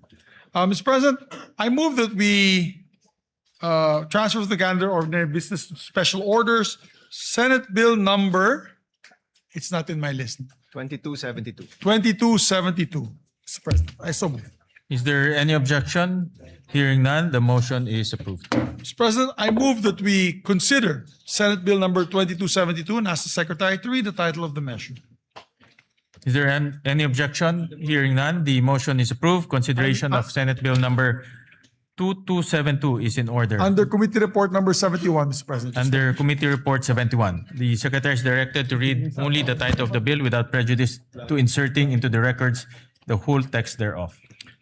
An act strengthening, expanding the National Nutrition Program, amending for the purpose Republic Act number 11037, otherwise known as the Masustansyang Pagkain para sa Batang Pilipino Act, appropriating funds therefore. Mr. President, we recognize the sponsor, Senator Bam Aquino, to sponsor the We measure. recognize the gentleman from Tarlac, Senator Bam Aquino. Mr. President, mga kasama, magandang araw po sa ating lahat. The Committee on Basic Education is pleased to present Senate Bill number 2272 under Committee Report number 71, which seeks to amend Republic Act 11037 or the Masustansyang Pagkain parang sa Batang Pilipino Act. Nais po natin pasalamatan ang ating mga kasamahan sa komite, ang EDCOM2 at ang iba't ibang ahensya na katuwang natin sa pagsulong ng panukalang ito. Sa lahat po, ng mga pangyayari sa Senado sa nakaraang buwan. Ang reformang ito na para sa kabataang nangangailangan at para sa kabataang nagugutom ang isa po sa nakapanghihinayang po talaga na naantala ng ilang linggo. Mr. President, mahalagang tugunan po ang matagal ng issue ng stunting sa kabataang Pilipino. Ayon po sa ulat ng EDCOM 2, sa loob ng 20 taon mula year 2000 hanggang 2020, nananatili ang problema ng stunting sa ating kabataan. Currently, 26.7% of Filipino children under 5 years old are stunted. Ibig sabihin po, isa sa bawat 4 na kabataan ay hindi naaabot ang kanilang tunay na potensyal. They will carry the lifelong burden of undernutrition. Hindi po natin malulutas ang krisis sa edukasyon kung hindi po natin tututukan ang isa sa mga ugat nito, ang kakulangan sa nutrisyon na nagsisilbing hadlang upang epektibong matuto ang mga estudyanteng Pilipino. Ang ating pong panukala ngayon ay hindi lamang isang feeding program. Ito po ay reforma sa edukasyon, isa pong public health strategy at isa pong hakbang sa pagpapaunlad ng human capital ng ating bansa. Meron pong matatag na ugnayan sa pagitan ng nutrisyon at edukasyon. Ang isang gutom na bata ay hindi makakapag-focus. Ang isang malnourished na utak ay nahihirapan na maalala ang pinag-aralan sa eskwelahan. Ang expanded National Nutrition Program na ito ay tutugon sa isa sa pinakamalaking reformang kinakailangan ng ating sistema sa edukasyon. Noong ating pong unang termino, tayo rin po yung nag-sponsor ng RA 11037. Ngunit sa halos isang dekada ng implementasyon, nakita rin po natin ang mga gap o puwang sa sistema. Our goal today is to bridge those gaps through 3 major reforms. Una po, sa ilalim ng ating bagong expanded National Nutrition Program, magkakaroon ng life stage approach mula sa tamang nutrisyon ng buntis na mga nanay hanggang sa mga sanggol, sa mga toddler, hanggang sa mga school-age children, hanggang sa mga kabataan sa high school. Ibig sabihin po, sa lahat ng essential developmental stages ng ating kabataan, meron pong masustansyang pagkain para sa mga nangangailangan. Ginagawa rin po nating universal ang feeding para sa lahat ng batang nasa kinder to grade 3. Ibig sabihin po, lahat ng mga bata sa kinder to grade 3 sa ating public school ay makakakuha ng masustansyang pagkain. Isa po ito sa pinakamahalagang hakbang at pinakamalaking reforma para tugunan ang krisis sa nutrisyon at sisiguraduhin po natin na tuloy-tuloy ang pag-aalaga. Pangalawa, malinaw na accountability at data governance. Nililinaw rin po ng panukalang ito ang mga tungkulin ng DOH, DSWD, DepEd, NNC, DILG at iba't iba pang mga ahensyang patungo sa nutrisyon ng ating kabataan. Sa pamamagitan po nito, maiiwasan ang overlap at masisigurado na may nakatutok sa nutrisyon ng bata sa bawat edad. Sisimulan din po ang isang Universal Health Record or UHR. Sa pamamagitan ng tama at updated na data tungkol sa nutrisyon, mas madali rin pong matututukan at mababantayan ang paglaki ng bawat bata mula barangay hanggang sa paaralan. Pangatlo po, ang pag-uugnay sa lokal na produksyon. Isa pong pinaglaban din po ni Senator Kiko Pangilinan. Ang pagtugon sa malnutrition ay tugon din po sa kahirapan ng ating mga magsasaka at mangingisda, ang ating food producers. Bibigyan natin ng prioridad ang freshly prepared hot meals at local procurement. Sa pamamagitan po ng diretsong pagbili sa mga lokal na magsasaka at mangingisda, sisiguro rin po natin ang kanilang kabuhayan. Kaya po yung budget para sa nutrition ay pwede rin pong magsilbing budget para sa ating lokal na agrikultura. Tulad din po ng ating Classroom Building Acceleration Program or CAP-ACT, maaaring bigyan ng suporta ang mga LGU na merong effective na feeding or nutrition programs. Sila po'y maaaring magkaroon ng bahagi ng pambansang pondo upang maipatupad ang mga nutrition program nila sa kanilang sariling lugar. Mr. President, mga kasama, ang nutrition po ay isang long-term investment para sa ating human capital at ekonomiya. Ang mga batang malusog ay mas may pagkakataong magtagumpay sa paaralan, maging produktibong bahagi ng ating workforce at makapag-ambag sa pag-unlad ng ating bansa.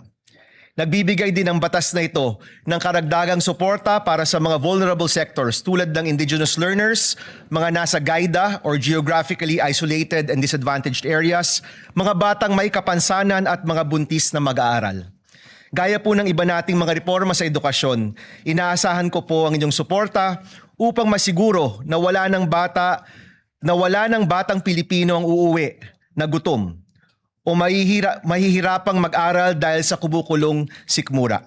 Simulan po natin ang pag-unlad ng ating bansa sa pinakapundasyon, isang batang Pilipinong busog, malusog, at handang matuto. Maraming salamat, Mr. President, mga kasama. Magandang araw po sa inyong lahat. Maraming salamat, Senator Bam, at maraming salamat at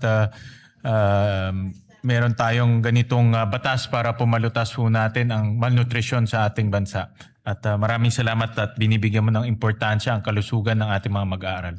Thank you, Mr. President. One of our principal authors and sponsors would like to also sponsor. We recognize distinguished colleague Senator Joel Villanueva. Yeah, we recognize Senator Joel Villanueva. Thank you very much, Mr. President, distinguished Majority Leader. Ginoong Pangulo, distinguished colleagues, it is an honor to co-sponsor Senate Bill number 2272 or the Expanded National Nutrition Program Act, strengthening and expanding Republic Act number 11037 or the Masustansyang Pagkain para sa Batang Pilipino Act. As one of the authors of this particular measure, having filed Senate Bill number 1145, we'd like to put on record our sincerest thanks and gratitude to the sponsor of the measure, our chairperson, Senator Bam Aquino, for pushing for these timely amendments to the law. Ginoong Pangulo, kapag po ang isang batang Pilipino ay pumapasok sa paaralan na wala pong laman ang sikmura, hindi lang po tiyan ang walang laman, unti-unti rin pong nauubos ang kanyang pag-asa. Because before a child can dream, before a child can learn, before a child can succeed, he needs to be fed and nourished. According to UNICEF, Mr. President, nearly 1 in every 3 Filipino children under 5 years old is chronically malnourished. Sa BARM nga po, umaabot pa raw po sa 45.2% ang stunting rate ng mga bata. Mas mataas pa po ito, Ginoong Pangulo, sa nakakaalarma ng 28.8% na stunting rate ng buong bansa. Habang tayo po ay narito ngayon sa bulwagang ito, may batang Pilipinong pumapasok sa paaralan na tubig lang ang laman ng kanyang tiyan. May batang hirap na mag-concentrate sa klase dahil siya po ay gutom. At may mga magulang na pinipiling huwag kumain para lang may maihain naman para sa kanilang mga anak. Mr. President, the 2022 PISA results also showed that more than 1/3 Filipino students reported not eating at least once a week because of financial hardship. Hindi po simpleng statistics ito, Ginoong Pangulo. Mukha po ito o mukha po iyan ng batang nahihilo sa classroom. Mukha po yan ng batang unti-unting na pag-iiwanan. Hence, Mr. President, we fully support this measure which recognizes that hunger is not merely a food problem. It is an education problem. It is a health problem. It is a poverty problem. Mr. President, distinguished colleagues, the true measure of a nation is how it treats its children. Kung gusto po nating magkaroon ng matatag na ekonomiya, dekalidad na edukasyon at produktibong mamamayan, magsimula po tayo sa pinakapayak ngunit pinakamahalagang pangangailangan, ang masustansyang pagkain. Kaya naman po sa panukalang batas na ito ay laban po ito sa kontragutom, laban kontra gutom, laban kontra stunting, laban kontra kahirapan at laban para sa kinabukasan ng bawat batang Pilipino. Naniniwala po tayo, Ginoong Pangulo, na kapag busog ang bata, mas malakas at mas ganado po siyang mangarap. Mas handa po siyang matuto at mas handa po siyang lumaban sa buhay. At kapag ang batang Pilipino ay lumaking malusog, ang buong bayan po ang aangat. Dahil walang batang Pilipino ang dapat matulog na gutom at walang batang Pilipino ang dapat mangarap ng walang laman ng tiyan.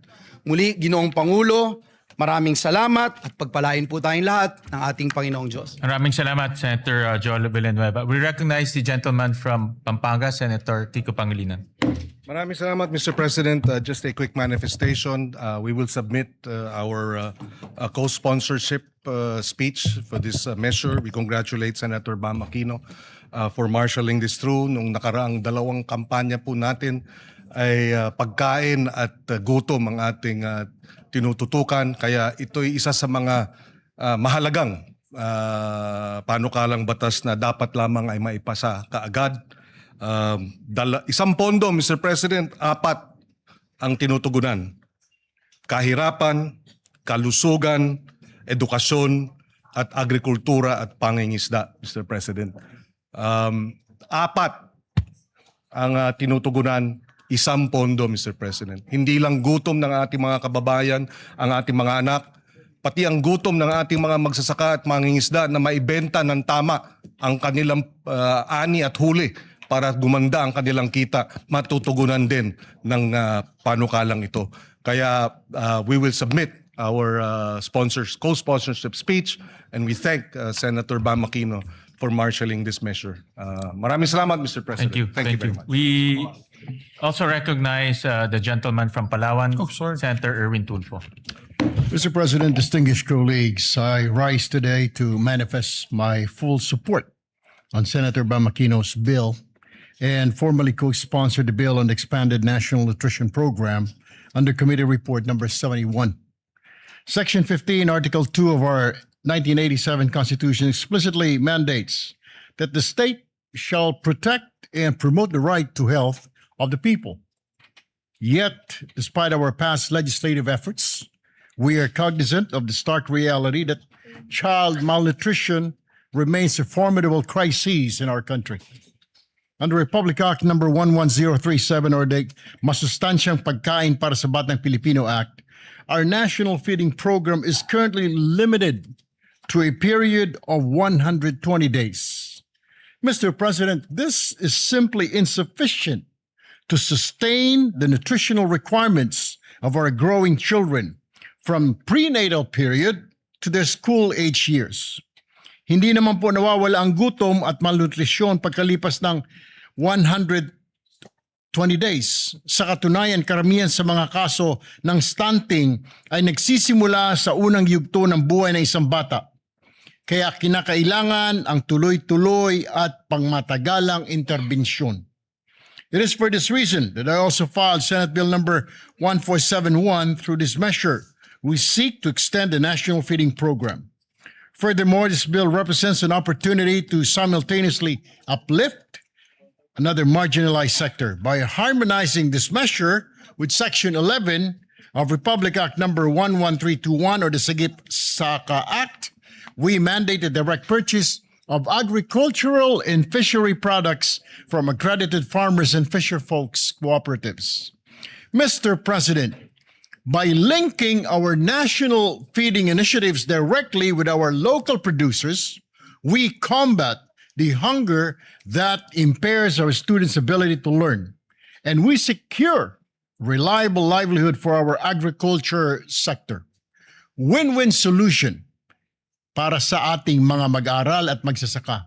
I therefore co-sponsor this vital measure and earnestly urge my distinguished colleagues to please support its swift passage. Maraming salamat po, Mr. President. Majority Leader. Thank you very much, Mr. President. Mr. President, we congratulate the sponsors for this timely measure. We were talking about it with the Senate President really quick, just a quick manifestation. We have one of the shortest populations in Southeast Asia. There was a study recently made, and I read about it. Short in height, Mr. President, because of stunting due to malnourishment and malnutrition. And the fact is that we're a basketball-loving country. So if we do not address this, sayang naman yung pagmamahal natin sa basketball. As a matter of fact, nilampasan na po tayo ng leaps and bounds ng Vietnam and Thailand the children's height or the height average of Vietnam and Thailand, matatangkad na sila. Because early on, they had promoted the school feeding program and nutrition program. So I'd like to thank Senator Joel Villanueva and Senator Bam Aquino for this measure, Mr. President, and we hope to pass this as soon as possible time. Majority Leader, Yes, with Mr. the just a short manifestation with the intervention of the Senate, Senator Bam and the rest of our colleagues, we managed to increase the feeding program in DepEd to 28 billion pesos. So right now, ang target this year is to have universal feeding for kindergarten, grade 1 for 180 days. No? So araw-araw mapapakain na sila. And this bill bodes well with that budget because we need to institutionalize that. No? And kaya timely ho itong bill na ito para ma-institutionalize yung budget na inilagay ho natin. No? Thank you. Thank you very much, Mr. President. We need to do this and act on this measure with haste. Mr. President, I move to suspend consideration of the measure to allow our colleagues to study the measure further. Is there any objection? Hearing none, the aforementioned bill is hereby suspended. Mr. President, we'd just like to designate, before we suspend for the CA, we'd just like to designate the members of two bicameral conference committees that will happen very soon. I move that the Senate President rather designate the Senate conferees to the Conference Committee on the Disagreeing Provisions on Senate Bill number 1981 and House Bill number 4744. These are the bills on Private Basic Education Vouchers Assistance Act, Mr. President. Is there any objection? Hearing none, the following are designated conferees on the disagreeing provisions on Senate Bill number 1981 and House Bill number 4744. Senator Bam Aquino as chairperson, Senate President Win Gatchalian as the author of this bill, and Senator Joel Villanueva. For the minority, Senator Lauren Legarda and Senator Camille Villar. Thank you very much, Mr. President. Mr. President, I move also that we proceed with the Senate President's designation of Senate conferees to the Conference Committee on the Disagreeing Provisions on Senate Bill number 1966 and House Bill number 6636. This is the bill institutionalizing the Assistance to Individuals in Crisis Situations Act. I so move, Mr. President. Is there any objection? Hearing none. The following members are hereby designated as Senate conferees on the Conference Committee on Disagreeing Provisions on Senate Bill number 1966 and House Bill number 6636. They are Senator Erwin Tulfo as chairperson, members for the majority, Senator Ping Lacson, Senator Lito Lapid, Senator Vicente Soto III, and for the minority, Senator Bongo. Thank you, Mr. President. And also for the record, Senator Kiko Pangilinan would like to be co-author and co-sponsor of the committee report of Senator Bam, as well as yours truly, Mr. President, if I can be made also co-sponsor and co-author. So recorded. Thank you. And Senator Rafi Tulfo as well, Mr. Yes, President. so recorded. Thank you, Mr. President. Mr. President, I move that we also elect, we have the list of the minority members to the CA so that they can also participate in today's commission appointments. This list had come from the office of Senator Pia Cayetano. Mr. President, I move that we elect the following senators as members of the commission appointments on the part of the minority: Senator Rodante Marcoleta, Senator Christopher Bongo, Senator Aimee Marcos, Senator Lauren Legarda, and Senator Jinggoy Estrada. I so move. Is there any objection? Hearing none, the motion is approved.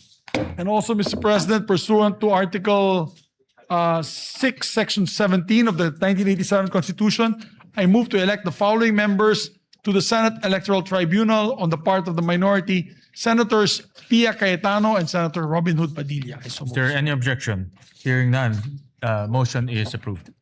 With that, Mr. President, I move to suspend session until 3 o'clock in the afternoon to allow us to have our Commission on Appointments hearings this afternoon, Mr. President. I so move.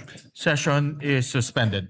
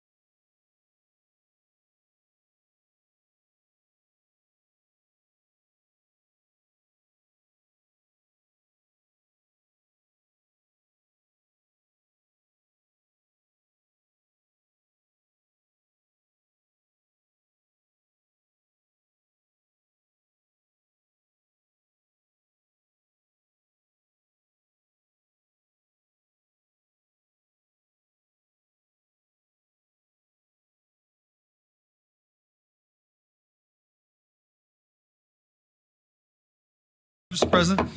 Mr. President, earlier this morning when we had our resumption of session, we approved on second reading the bill of Senator Risa. This is the Barangay Health Magna Carta for Barangay Health Workers. We still have one member who wishes to just propound a bit more amendments. So I move for its reconsideration, Mr. President, with the permission of the body. Yeah. Is there any objection? Hearing none, the motion is approved. Thank you, Mr. President. Move to open the period of amendments. Is there any objection? Hearing none, period of amendments is hereby open. Mr. President, I move that we recognize once again the sponsor, Senator Risa Ontiveros, and to make their propose her amendment is no other than Senator Pia Cayetano. We recognize the gentle lady from Panay, Senator Risa Ontiveros, and to propound amendments, gentle lady from Taguig, Senator Pia Cayetano. Thank you, Mr. President. Will Her Honor be willing to hear this representation's proposed amendments? Definitely, Mr. President.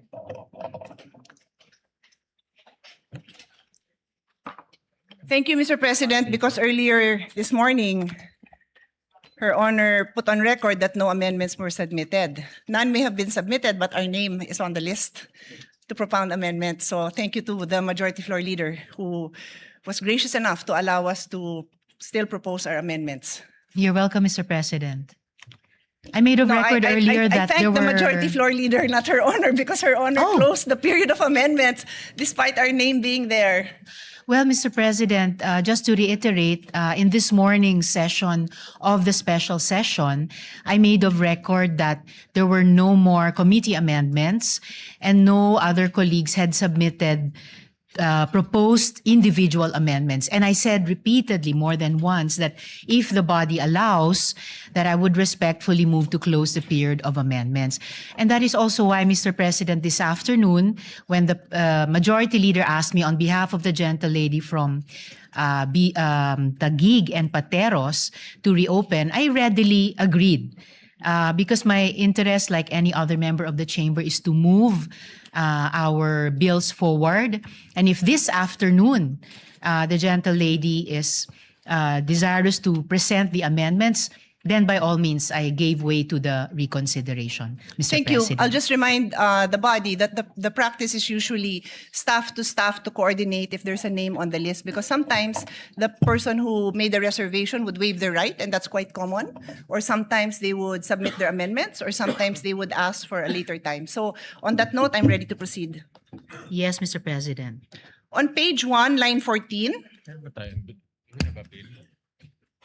after the word services,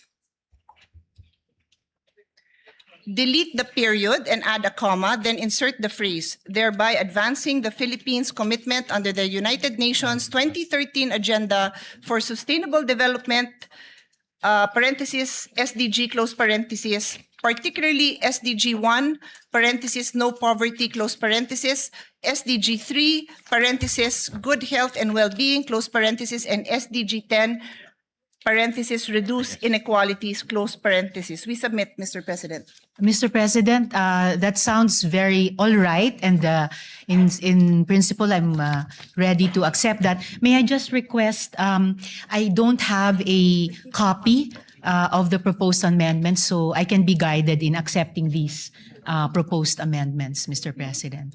If the staff of the gentle lady could also provide my staff a copy so we can be guided, Mr. President. Maybe request the staff of Senator Pia to, there's a guide so Senator Risa can follow the amendments, or we can just flash it. Maybe we Yes, can. thank you, Mr. Yeah, if President. we have something that we can I flash. think it would be best to flash so Yeah. everyone can follow. Yeah.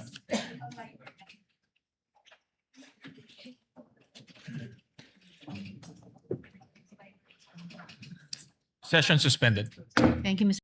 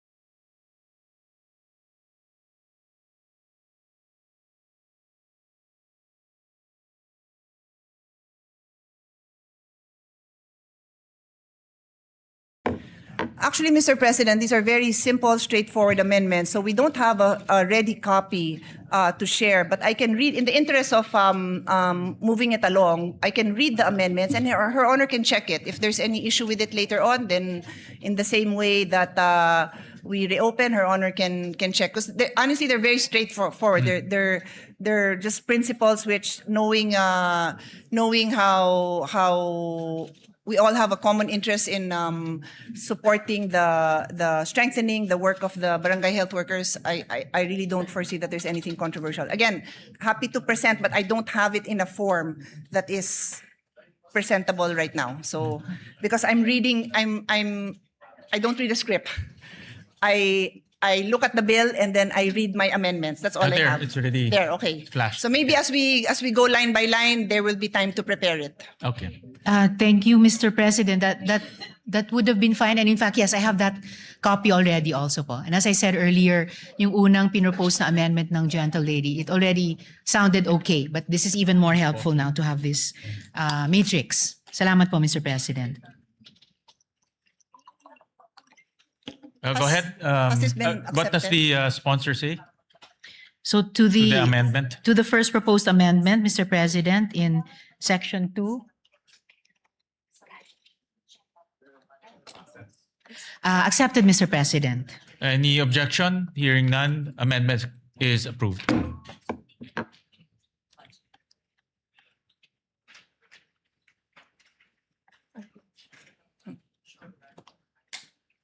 Next amendment, Mr. President, is on page 2, line 3.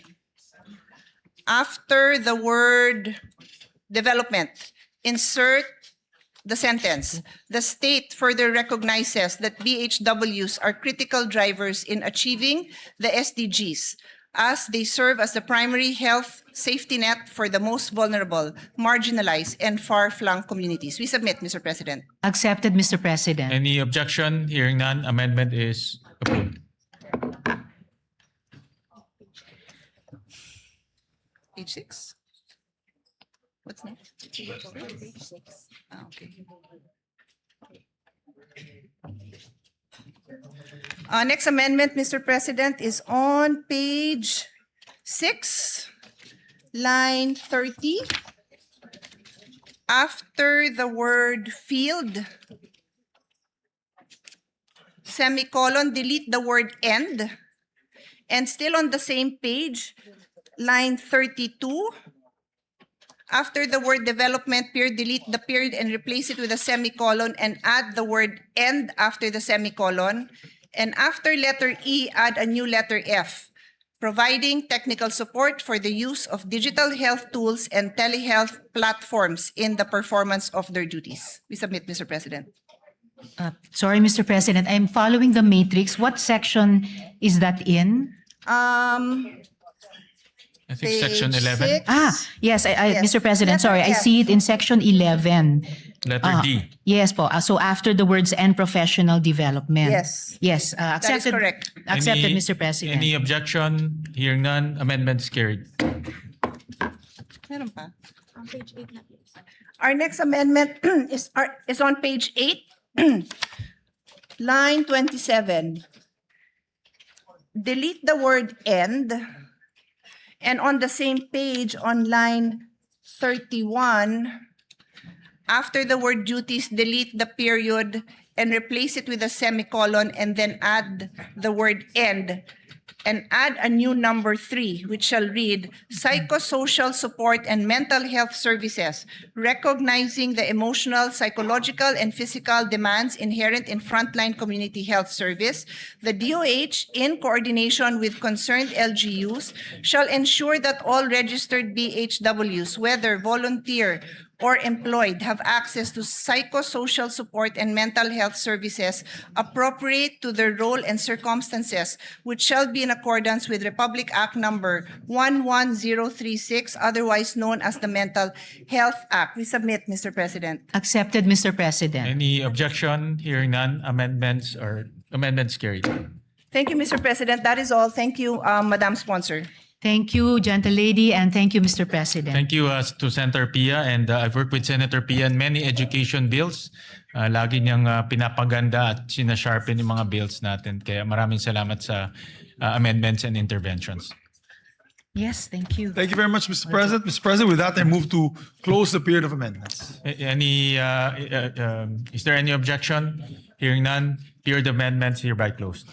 Thank you very much, Thank you, Mr. Mr. President. President.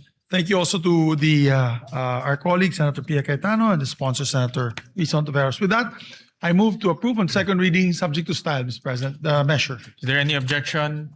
Hearing none, the aforementioned bill is hereby approved on second reading, subject to style. Thank you very much, Mr. President. I move to suspend consideration of the same. The consideration of the aforementioned bills hereby suspended. Mr. President, I move that we consider Senate Bill number 1511 under Committee Report number 15. Is there any objection? Hearing none, the motion is approved. Hospital detention. Thank you very much, Mr. President. Mr. President, I move that this is the hospital detention measure. We are, of course, against hospital detention of the patients. Anti-hospital, that's right. Thank you for clarifying, Senator Pia. It's the anti-hospital detention bill or act, Mr. President. And we'd like to recognize the sponsors, Senator Risa Ontiveros, and our distinguished colleague, Senator Pia Cayetano, to propound the amendments, Mr. President. We're in the period of amendments, just for the We information. recognize the gentlelady from Panay, Senator Risa Ontiveros, and to propound her amendments, the gentlelady from Taguig, Senator Pia Cayetano. Thank you, Mr. President.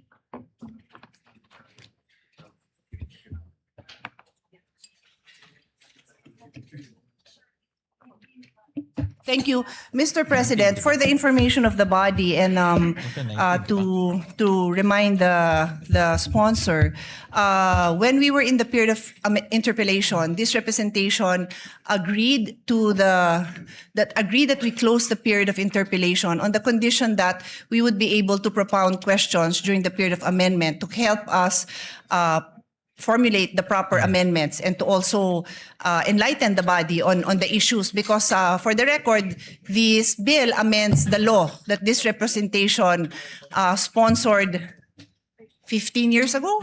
So I also congratulated the sponsor during my first amendment that the first time I made amendments that it is high time that we review this. So I'm supportive of this, but I just need to be able to propound these clarificatory questions because I hope the body will engage with us, because I think it requires a whole of body approach in solving this issue. Because the next issue I'm going to take up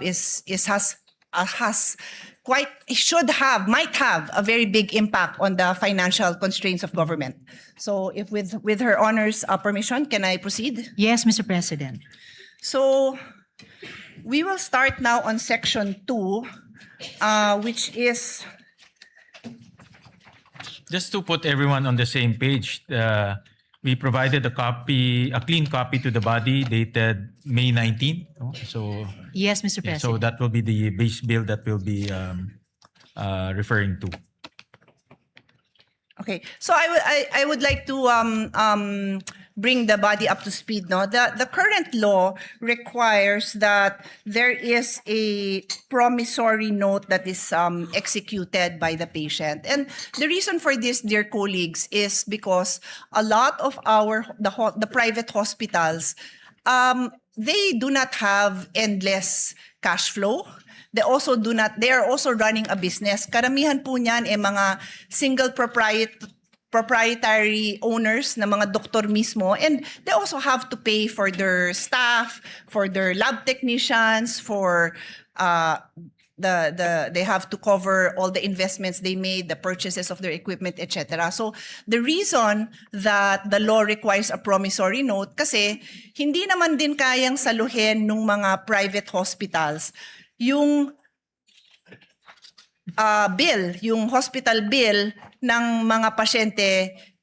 Sino magbabayad, di ba? I mean, common sense po sa lahat ng kahit sari-sari store ka, kahit anong negosyo mo, at some point somebody has to pay the bills. So ang law natin as it stands may promissory note, but the proposed amendment of the sponsor is provided that no promissory note shall be required of indigent patients who have been endorsed by the Medical Social Services Office of the hospital, medical clinic, or any similar facility to the Department of Social Welfare and Development. Provided further that those patients who are partially recovered shall sign a waiver undertaking that they are assuming the risk of the consequences for requesting for discharge despite having not fully recovered. So ang question po natin sa sponsor natin, magkano ho ang impact nito sa ating private hospitals na wala ng promissory note? Magkano ba ang normal? Her Honor can answer in any way she would like based on the data that she has. Ilan ba ang indigent patients natin na pumapasok sa DOH hospitals? Because for now, pag DOH hospital, sabi ng DOH at ng PhilHealth, wala nang babayaran. Yun ang zero Balance billing. ZBB. Zero, I was gonna say zero sum, parang iba namang concept yun. Zero balance billing, ZBB. So yan ang DOH hospitals. And then, na-cover na ba yung LGU hospitals? Hindi pa? Hindi pa po, parang nagpa-pilot pa lang. Okay. So yung question natin, when this was first brought up, I think we were deliberating the budget. Alam ni Senate President yan kasi siya yung chairman ng ating Committee on Finance. Yung question is, paano naman yung mga LGU hospitals? Kasi if you are a patient, you do not even distinguish between a DOH hospital and an LGU hospital. Basta you will go to a hospital that is near you and that can take care of you. So hirap na hirap yung mga mayor na masabi sa pasyente na, ay hindi ka namin covered kasi hindi kami DOH. LGU din pasyente, ha? They do not understand that distinction because in their mind, this is a public hospital. Sabi, ZBB. So later on, nag-clarify ang DOH na DOH hospitals lang. And then now, my understanding is they are piloting some LG hospitals. I might have some numbers. I will also be happy to share what I have, but I believe it is incumbent upon the sponsor who is now proposing na wala ng promissory note kasi sino ang sasagot nito? Ang concern ko is we are partners, public and private institutions are partners in delivering health service in this country. So we do not want to see these private hospitals shut down because wala na hong magbabayad ng kanilang mga bills. I don't know if there are arrangements that have been made already prior to the passage of this bill to ensure that these private hospitals will be paid. Because even the LGU hospitals, nandun pa lang tayo sa dry run or ang tawag doon? Pilot testing. So I give the floor to Her Honor to enlighten us because I would love to be able to support the needs of the indigent patients, but I also don't want the private hospitals to close. Thank you, Mr. President. Of course, I also share that particular concern of the gentle lady from Taguigan Pateros. As to her first question, kung magkano lahat-lahat ang magiging financial implications sa mga ospital kung maipasa natin itong batas na ito. Unfortunately, there's no concrete data of the universe of that amount, but at the very least, pwede nating sabihin na variable yung fees, no? The fees range from as low as 50,000 pesos to 1 million pesos per patient. Depende sa kaso. Then of course, we would need to multiply that to come up with the range, multiply that with yung pangalawang tanong ng gentle lady kung ilan lahat yung mga indigent patients ang hindi nakakasettle ng bills nila under the current system. And before I go to ano yung kapalit ng current system proposed in this bill, I would just like to note, Mr. President, na because of this concern being raised by the gentle lady, kaya alam ko rin po na Senator Joel will also propose amendments in terms of transparency of billing and charges dahil sa cost variability na ito. Alright, then dako na po ako, Mr. President, sa kung hindi na magpapatuloy yung kasalukuyang promissory note system, ano naman naman ang kahit papaanong mga garantiya o reassurance sa mga ospital na they will be eventually paid. The bill proposes at least 5 which may be used either singly or in combination with each other. So the promissory note or yung katumbas ng promissory note shall be secured by any or a combination of the following: a mortgage over real or personal property of the patient, a relative, or a co-maker. B, a guarantee of a co-maker who shall be jointly and severally liable. C, a deed of assignment. Dito, importante, Mr. President, gentlelady, yung papel ng mga government financial institutions. A deed of assignment of the loan proceeds or benefits entitlement from the Social Security system or the government service insurance system in case the patient is an active member thereof. D, a guarantee letter from the Philippine Charity Sweepstakes Office, and in the case nga po of indigent and financially incapacitated patients, a guarantee letter from the Department of Social Welfare and Development or the Department of Health. So, at least in the interim, Mr. President, between when dapat ma-discharge na yung indigent patient kahit may balanse pa siya sa bill and the time na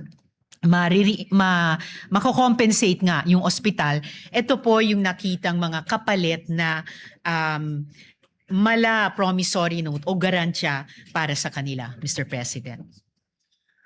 Mr. President, perhaps the sponsor can enlighten me because, with all due respect, yung binasa niyo po is Section 2, which states the promissory note shall be secured by any or a combination of the following. Yun ang binasa nyo. So this is, the promissory note will be secured by these items, yung inisa-isa nyo. What you told me is ito yung mga kapalit ng promissory note. Hindi ho yan ang nakasulat sa bill ninyo, Mr. President.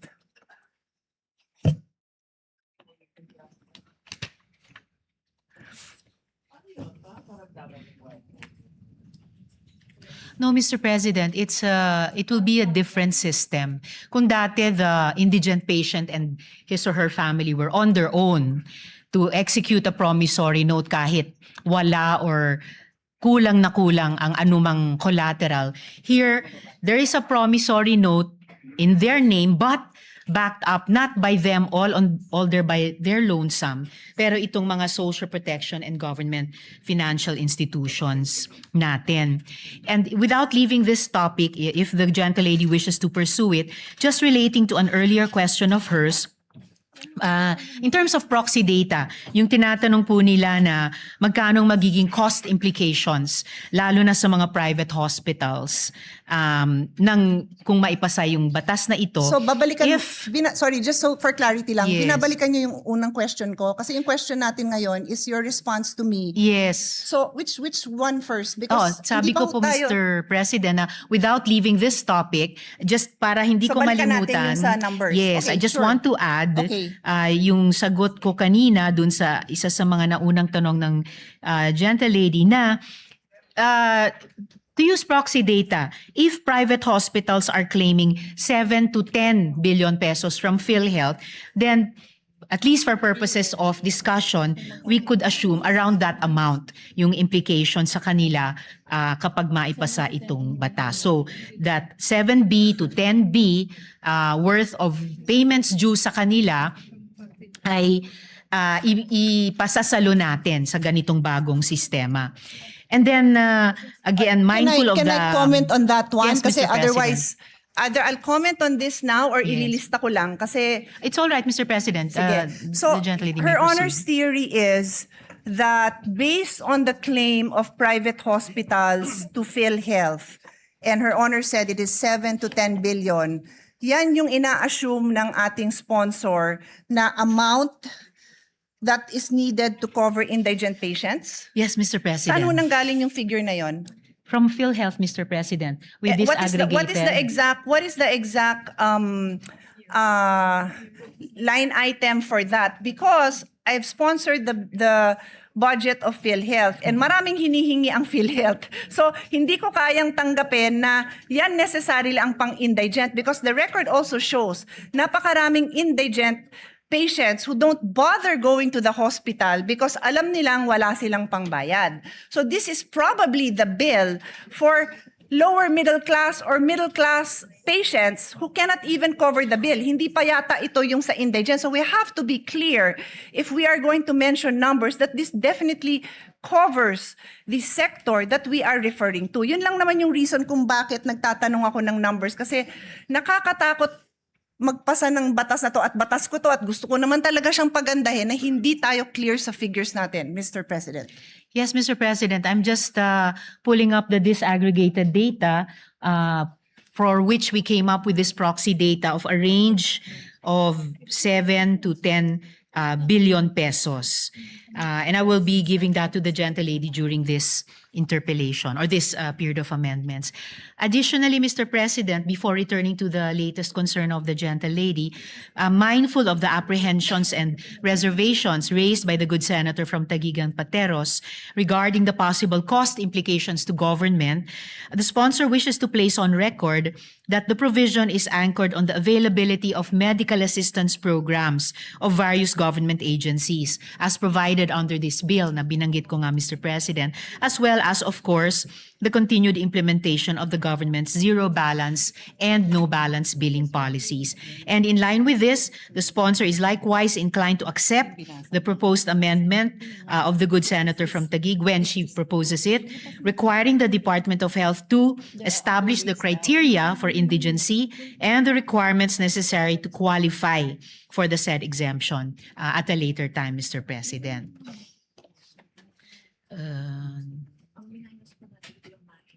So the latest concern of the gentlelady was So Her Honor made a statement that there are other ways the bill intends to support the indigent patient. And Her Honor mentioned letter A, B, C, D, E. Sabi nyo, 5 po yun.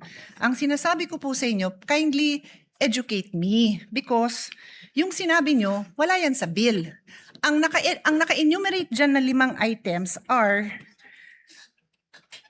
it says the promissory note will be secured by any of the following. So may promissory note pa rin. So Her Honor is simply addressing dalawang sitwasyon natin.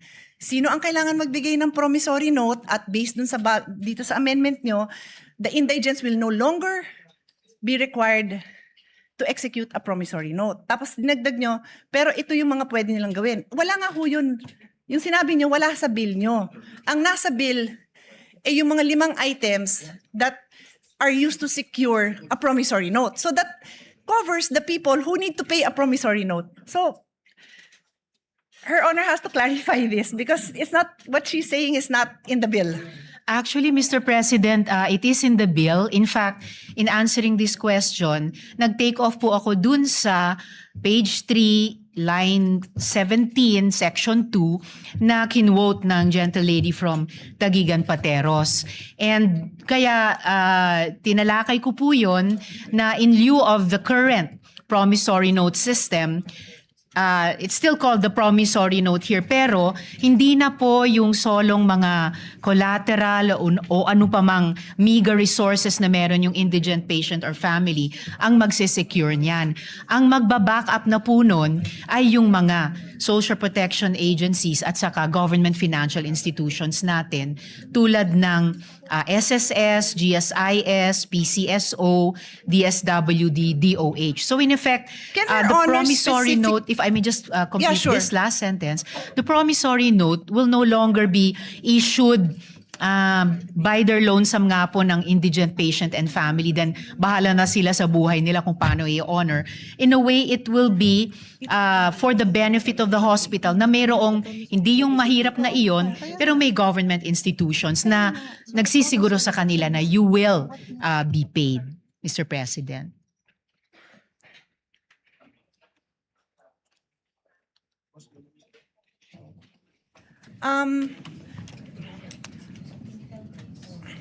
Should we suspend? Because what Her Honor is saying is not written in the bill. So I don't know if We Her may Honor suspend, would Mr. like, President, like but- me to approach and try to explain, because I understand what Her Honor is trying to say. What I'm saying is it's not written in the bill.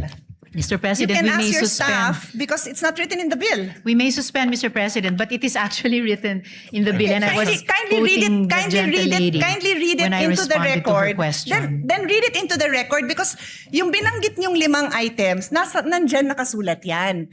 But line 27, section 2, line 27 says, the promissory note shall be secured by any or a combination of the following. Yun nga kung binanggit nyo, nandyan yan. But it says a promissory note will be secured. My question was, paano mabubuhay ang mga ospital kung wala ng promissory note? Hindi nyo pwedeng ibato ito kasi ito sabi, the promissory note will be secured by the following.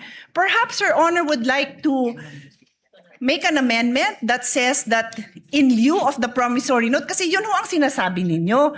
Ang sinasabi ko, hindi nga ho nakasulat. So would you like to propose? Because we are happy to study and support. But hindi nga ho nakasulat yun. Yun lang naman ang puntos ko. Hindi pwede kasi yung intention natin hindi klaro sa batas. Well, that's why I'm glad, Mr. President, that we are in the period of amendments, because this representation is very open to proposed amendments, including subject to style, to not just improve the content of the bill, pero klaruhin ng crystal clear kung ano po yung intent niya. So no problem with that, Mr. President. Yes, and that is what I'm doing by using the period of amendment to make the interpellations. I am making it known to the sponsor that what she is saying is not in the bill. So I believe if yun po ang intention ng sponsor, then kayo po ang isulat niyo po yun kasi kayo ang nagsabing yun yung gusto niyong gawin eh. Di kayo po ang magsulat nun, and we will be happy to review it kasi hindi ko po amendment yun. Ako yung nagtatanong kung ano ang gagawin ng ospital kung wala siyang promissory note. So sabi niyo ito. So tinatanong ko saan nakasulat yun. No problem, Mr. President. We can improve this in this very period of amendments. Thank you. Tapos balikan ho natin yung expenses, no? I can suspend and Her Honor can look at her numbers because I will also be presenting numbers. Her Honor also mentioned 50K to 1 million per patient. So does Her Honor intend to, kasi yun yung unang binanggit nyo, so does Her Honor intend to come up with a number based on those, that range of expense that Her Honor mentioned? Kasi kailangan nga natin ng number because we have to find out where will we get this amount to support naman these private hospitals. Otherwise, this is a disaster because ang mangyayari, pipila lang sila sa Malacanang, magmamakaawa sila na wag ipasa to. Sayang naman yung effort natin dahil we all have the same intention. Pagandahin yung health system natin. Wag ma-detain ang mga tao, masuportahan ng mga indigents, but we have to know our numbers before we make this kind of amendments. And one more on that section, so maybe we can take a break so we can work on this section. Before we go on to the one more point of the gentlelady, Mr. President, definitely this is not going to turn out to be a disaster. The whole point of the bill, as the gentlelady herself has said, is to amend and update the original law. And that is why we are in the period of amendment, to further improve it, Mr. President. The only reason I use the word disaster, Mr. President, because time and again, the small private hospitals have practically kneel down in front of us, begging us for support.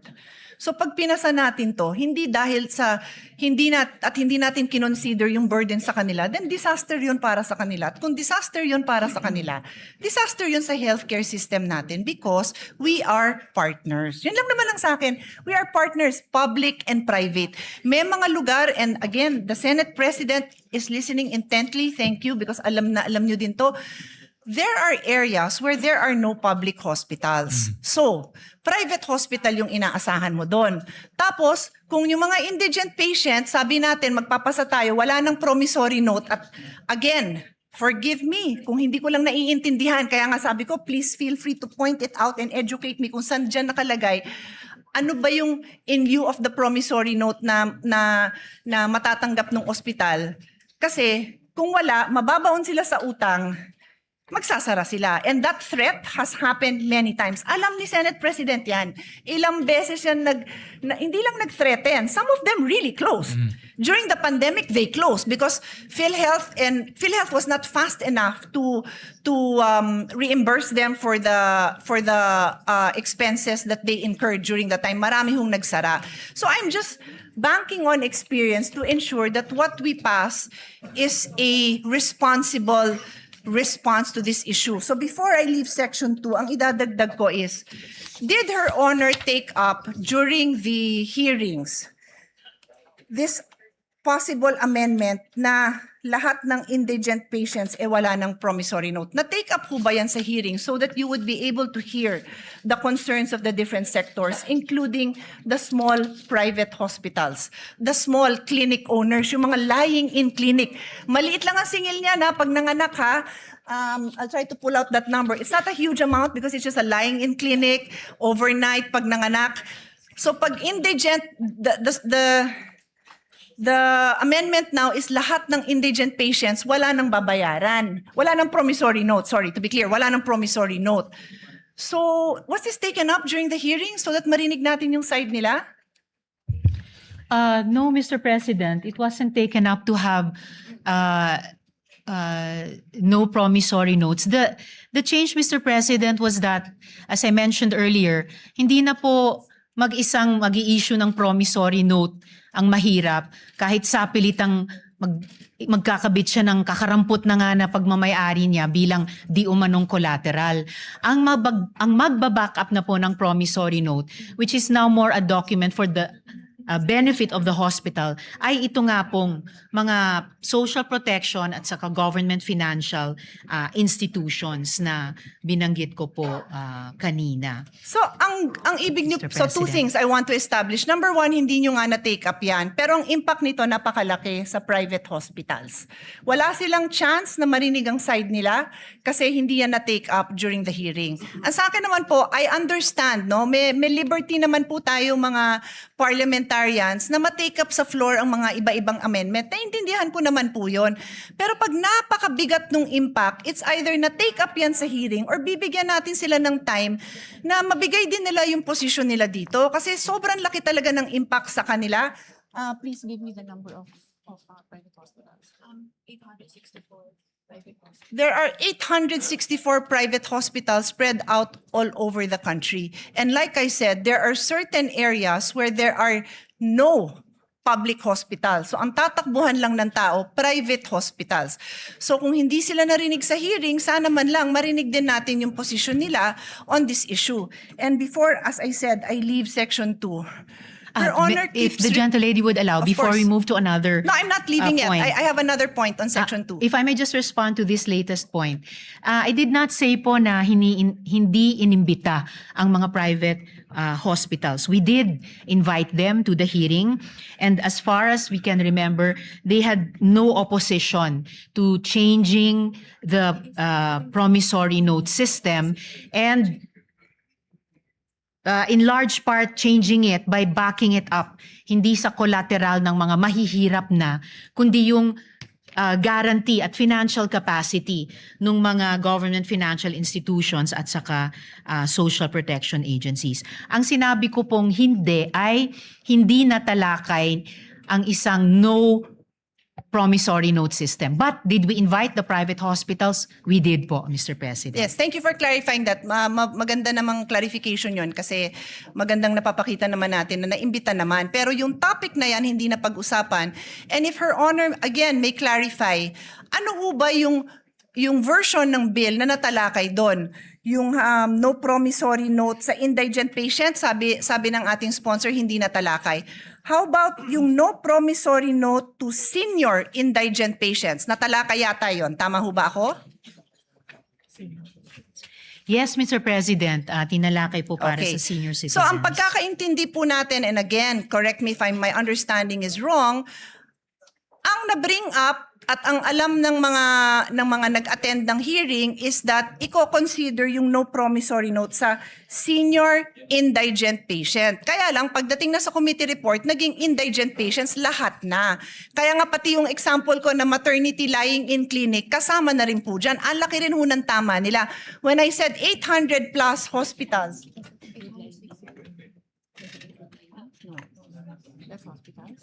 yung sinabi kong 864 na establishments, mga hospital po yun. Hindi pa kasama dyan yung lying in. Baka mas marami pa. So that's why I'm just asking, do we know? And I'm not a stickler for kailangan na take up yan sa hearing. Pero ang sa akin, I am a stickler for narinig ba natin yung concerns nila at yung side nila. If merong mag-advocate for them here, that's okay. If the sponsor has information that can assure us that protected din naman yung interest nila, that hindi naman sila mababankrupt, open naman din po tayo doon. That's the only reason I bring it up, Mr. President. Now, Yes, Mr. President, I do appreciate that. And kaya nga po, the bill, gusto niyang i-bring in yung financial power at stability ng mga government financial institutions natin, including nga po the pension institutions and the social protection departments. Additionally, Mr. President, looking at page 4, lines 14 to 17, yun po yung letter E dito po sa section 2 natin, assumed po doon yung coverage for the indigent and the financially incapacitated. Kasi nga po nakalagay dito, in lieu of a promissory note, a guarantee or a reference letter from DOH or DSWD ang mag-assume. So, as the gentlelady and I were starting to discuss earlier, we can in this period of amendments, clarify the wordings to assume that promissory equals guarantee. So a promissory note is a guarantee note of these agencies and institutions of government. So sa ngayon, no promissory note for senior citizens, but this representation is anticipating or it has an amendment from the Senate President na ang mako-cover all indigent patients. And I'm very willing to, I support that. So the amendment po, yung covering all indigent, I would accept. And that is also why, Mr. President, we are accepting, again, to reiterate, we are accepting the proposed amendment of the gentlelady for DOH to put eligibility criteria in recognition of her concern. And in fact, I already accepted that, Mr. President, last month, for the record.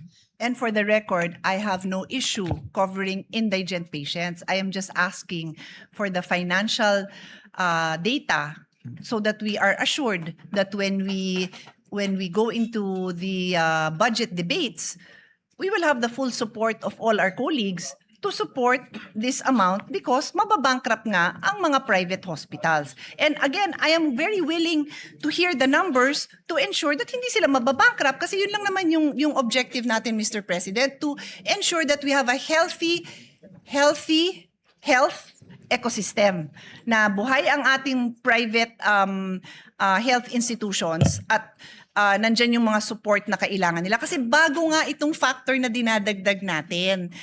It's new. It's new. It does not exist now. Indigent patients are required to provide a promissory note, which means they have the legal obligation, to be clear sa mga nakikinig, they have the legal obligation to cover that amount. That is the meaning of a promissory note. You have Yes, a Mr. legal backing President. to cover that amount. So I understand what Her Honor is saying, that she has these government agencies that will provide, and Her Honor even mentioned letter E on the next page. Wala hong problema yon, pero I will just end this point, Mr. President, and ask Her Honor to read line 27, which is on page 3. Line 27 lang po, hanggang 30, kasi marami namang nakabura doon eh. Let's put it on record. The gentlelady would like me to read it. So, page 3, lines 27 to 30, the promissory note shall be secured by any or a combination of the following. And is Her Honor, is my understanding correct that yung the following na yan nga po yung 5 na binanggit nyo. Tama ho ba ako? Tama po, Mr. President. So, anong binasa nyo? The promissory note shall be secured. So, we are talking about a situation where there is a promissory note involved. And what I have been trying to say, Your Honor, is for the indigent patient, it is your amendment that says that line 17, would Her Honor like to read? I can read it, she can read it, but that is your amendment, Your Honor. Line Yes, 17. Mr. President, provided that no promissory note shall be required of indigent patients who have been endorsed by the Medical Social Sciences Services Office of the hospital, medical clinic, or any similar facility to the Department of Social Welfare and Development. And just to reiterate, Mr. President, earlier, sinabi ko na rin po na we can clarify wordings to assume promissory equals guarantee. So it could be a guarantee note.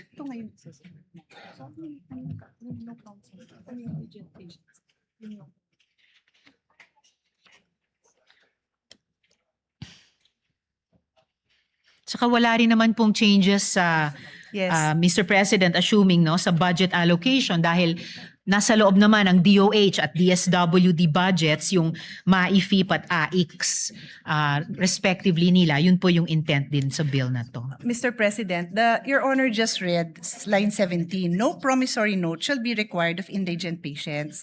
So paano sila mag-a-avail nung nasa line 27 nga na pinasa nyo? Eh yun nga yung provision that requires a promissory note. It simply elaborates what can be, what security is allowed. Yun lang yung pinopoint out natin. Kasi Her Honor keeps on pointing to the alternatives to a promissory note. Wala nga hong nakasulat sa batas nyo na ganon because Section 27, which you just read, Her Honor just read into the record, refers to the security of a promissory note. That's So why, you Mr. might require President, another provision, Your Honor. I am just trying to put into words your intentions kasi kayo ho ang may intention na ito eh. although Mr. President, as I already mentioned earlier, yung in terms of yung wording, yung language ng bill, pwede na nga pong palitan yung promissory note with guarantee note just to indicate nga na hindi na po ito yung kasalukuyan, hindi nga dating kasalukuyang sistema na sapilitang pinapapirma yung mahirap na pasyente o pamilya niya ng promissory note. Kahit halos wala siyang maidikit na collateral dyan. So if it makes it clearer, change promissory note to guarantee note. And of course, kung saan sa bill nag-a-appear yung salitang promissory, papalitan din ng salitang guarantee note. Ang importanteng pagbabago, Mr. President, ay pinapasok na po natin yung financial backing nitong mga pension systems at nitong mga government agencies, nitong mga government financial institutions, na ito yung magsaspare dun sa mahirap na pasyente at pamilya niya na sapilitang magpirma ng promissory note. Ito rin yung assurance sa ospital, pati yung mga private hospitals na definitely mababayaran sila. Kung tama po yung estimation po namin na 7 to 10 billion pesos ang financial implication, particularly sa mga private hospitals. Certainly, pag sinuma natin yung financial might nitong nakalista sa 5 letters dito, kakayanin po nilang garantyahan yan. And yan ang assurance na mababayaran ang mga ospital sa mga serbisyong ibinibigay nila sa mga indigents, Mr. President. With the kind permission of Senator Pia, the way I understand it, dalawa po yung categories, may indigent and non-indigent. Ang indigent, hindi na po pwede mag-issue ng promissory note. Dito papasok si DSWD para to assure the payment to the hospitals. For non-indigent, pwede pa rin mag-issue ng promissory note backed by the 5 different guarantees. So, in Maaari other po, words, Mr. President. I think that's the way That it's is correct. structured. But that is correct. Yeah. So I think ang suggestion ko ho is to make it very clear that for indigent, it's the government that will assure the payment to the hospital so that yung operations nila, I see the point of Senator Pia, hindi ma-hamper yung operations nila. I think that should be stated clear in the bill. Para kung ako man si hospital, walang promissory note, si government na will step in and pay for my arrears. Yes, Mr. President, and will do to make it clearer. Pero salamat din sa pagbanggit kahit yung mga non-indigent, halimbawa yung mga middle class. Minsan kahit middle class po ay maaring kapusin. So this could be like a range of financial buffer para sa mga pasyente. Yung mga indigent talaga, at least masasandigan nila itong mga institusyon, and yung non-indigent, if necessary at kung magkakwalipika sa mga criteria, maaring mag-avail of din kahit partially. Pero syempre, alam naman po natin ang pinakamadalas na de-detain dahil may bill or may balanse pa sa bill ay yung mga mahihirap. So sila po yung aasahan sana natin dito sa 5 nakalista. Yeah, well, I suggest for the indigent, good sponsor, malista natin yung DSWD, DOH, PhilHealth, even PCSO, yung mga government institutions who provide assistance, so that kung ako yung hospital, alam ko, assured din ako na mababayaran din ako. Yun ang, I think Senator Pia is correct in saying, pag maliit ka, wala ka ng, you rely on your cash flow eh. Pag mawawala yung cash flow na yun, mahirapan sila to continue with their operation. And we'll provide some suggestions to that effect. Salamat, Mr. President. So ngayon pa lang, I could see 2 possible conditions na isasama natin or criteria. Kapag indigent patients, no promissory note. And for other patients, maaring may promissory note pero backed up pa rin by the 5 securities bilang guarantee sa hospital. And I thank the good Senate President for those for that additional guidance. Mr. President, we could suspend for the moment so that we can fix the provision with the staffs, both of the good gentlewoman and the Senate President. Yeah. So with that, Yes, yeah. but what thank you for that. Thank you for the clarification, Mr. Senate President, because that's exactly what I was trying to say. All right. I was just pointing that out, that it is not clear where that money will come from. And what we have not established is what is that amount.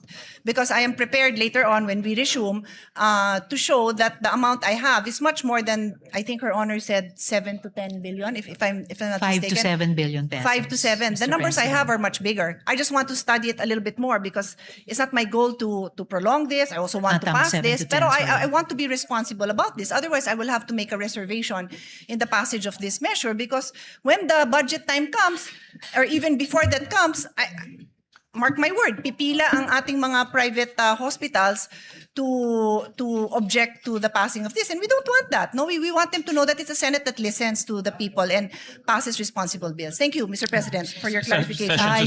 Just correct my last note, Mr. President. 7 nga po, 7 to 10 billion pesos. My numbers are Thank you, much Mr. higher, Mr. President. President. Yeah. Session suspended.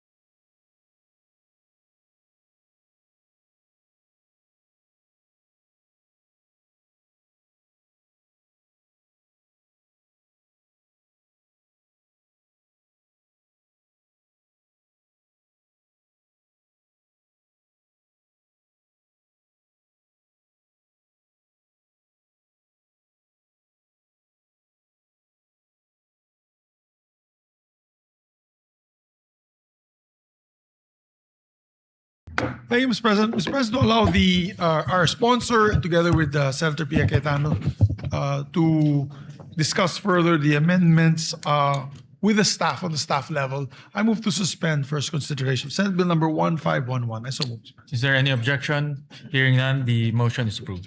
Thank Thank you, Mr. President. Mr. President, may we recognize Senator Lauren Legarda for We recognize manifestation. the gentlelady from Malabon and Antique, Senator Lauren Legarda.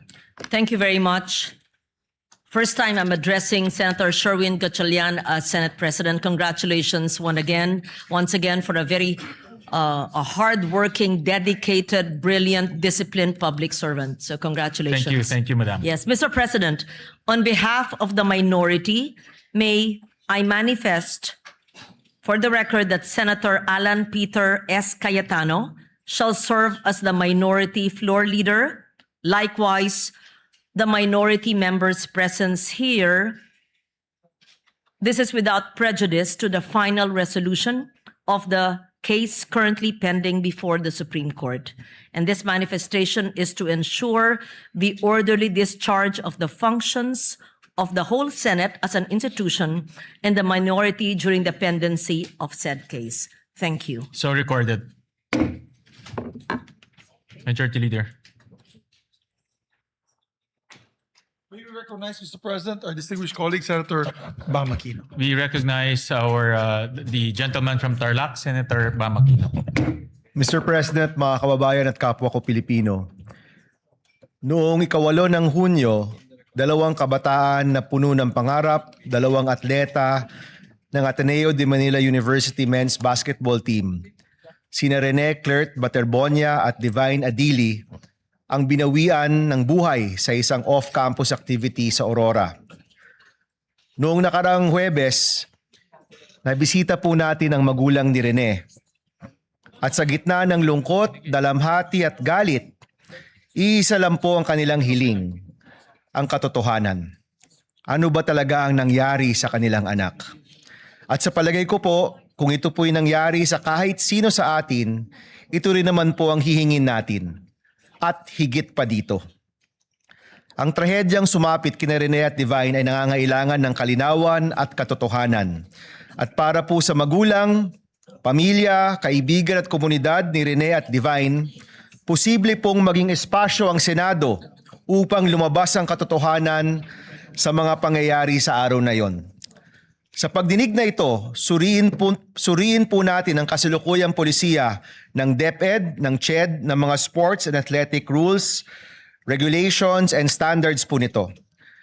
At ang lalabas po mula sa pandinig ay maaari ring makadagdag sa ating panukala na Safer Schools Act.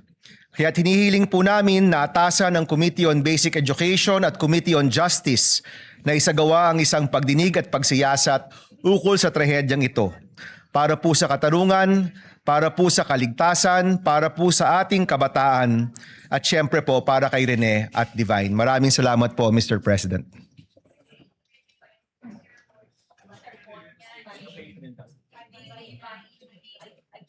Can you write it down? Mr. President, I move that the manifestation and the speech of the good gentleman from Tarlac and Republic of the Philippines be referred to the Committee on Basic Education and Justice. I so move, Mr. President.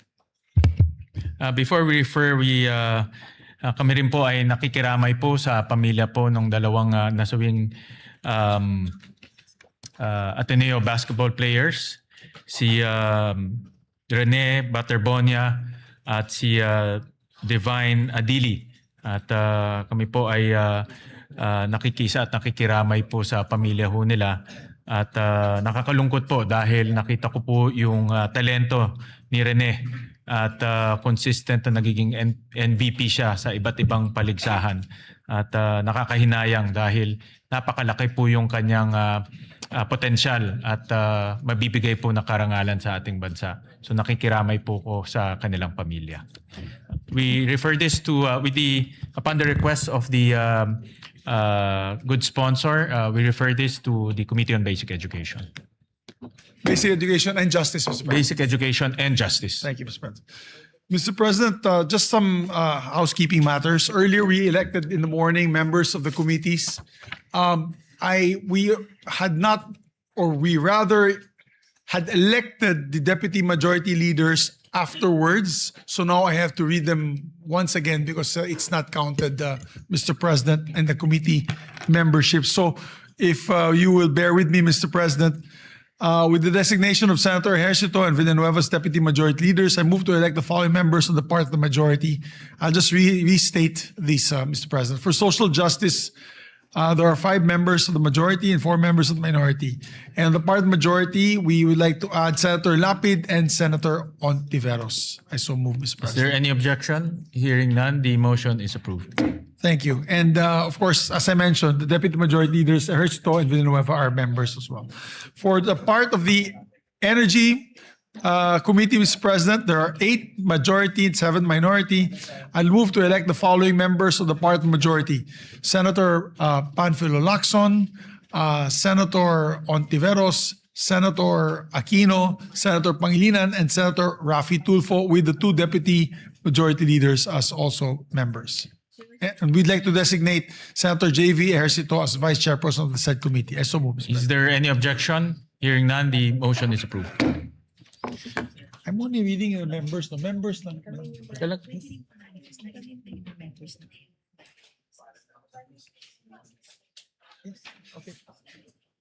Okay, yes, we'd like to also manifest for the record, with the permission of Senator Risa Ontiveros, that in the Committee on Health, Senator Bongo be made the vice chair, Mr. President. So recorded. Thank you. For the Committee on Trade and Commerce and Entrepreneurship, I move to elect the following members. Here we have majority of 6 members, minority of 5 members. On the part of the majority, Senator Escudero, Senator Lapid, Senator Pangilinan, and of course the 2 deputy majority leaders. So move, Mr. President. Is there any objection? Hearing none, the motion is approved. These are just memberships, Mr. President. I'm no longer reading the chairmanships. The chairman already, for the record. These are just for the memberships. Mr. President, for the Committee on Agriculture, there are 9 members of the majority, 8 members of the minority. I move to elect the following members of the part of the majority. Senator Ontiveros, Senator Aquino, Senator Lapid, Senator Erwin Tulfo, Senator Rafi Tulfo, Senator Escudero, and the 2 deputy majority floor leaders, Senator Ejercito and Senator Villanueva. So move, Mr. President. Is there any objection? Hearing none, motion is approved. Mr. President, for the Committee on Science and Technology, there are 4 members of the majority, 3 members of the minority. I move that we elect the following members. On the part of the majority, of course, we already had elected the chairperson, Senator Bamakino. Members are Senator Pangilinan, Senator Ejercito, and Senator Villanueva. So, Mr. President. Is there any objection? Hearing none, motion is approved.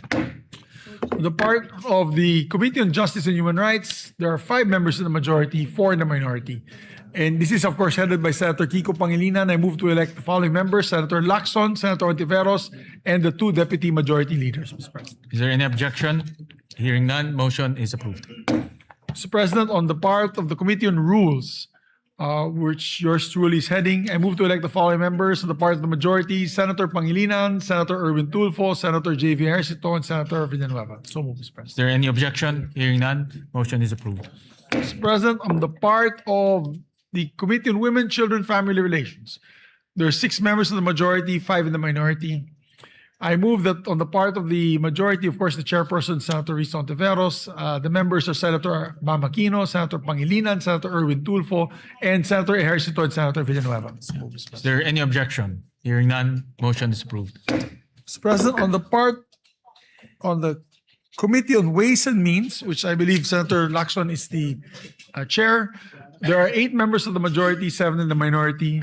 The part of the majority, we have Senator Bamakino, Senator Risa Ontiveros, Senator Pangilinan, Senator Erwin Tulfo, Senator Rafi Tulfo, and Senator J.V. Ejercito and Senator Villanueva, Mr. President. Is there any objection?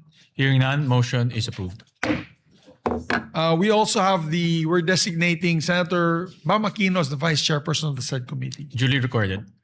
And also for the Committee on Health, as I mentioned earlier, we already designated Senator Ejercito as vice chairperson and also Senator Bongo. Duly recorded. For the membership of the Games and Amusements, we have 6 in the majority, 5 in the minority.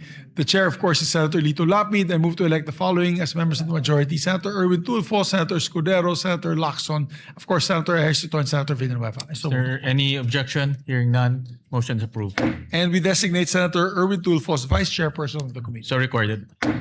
Mr. President, on the Committee on Ethics, of course, this is headed by Senator Tito Soto, our Senate President pro tempore. There's 4 in the majority, 3 in the minority.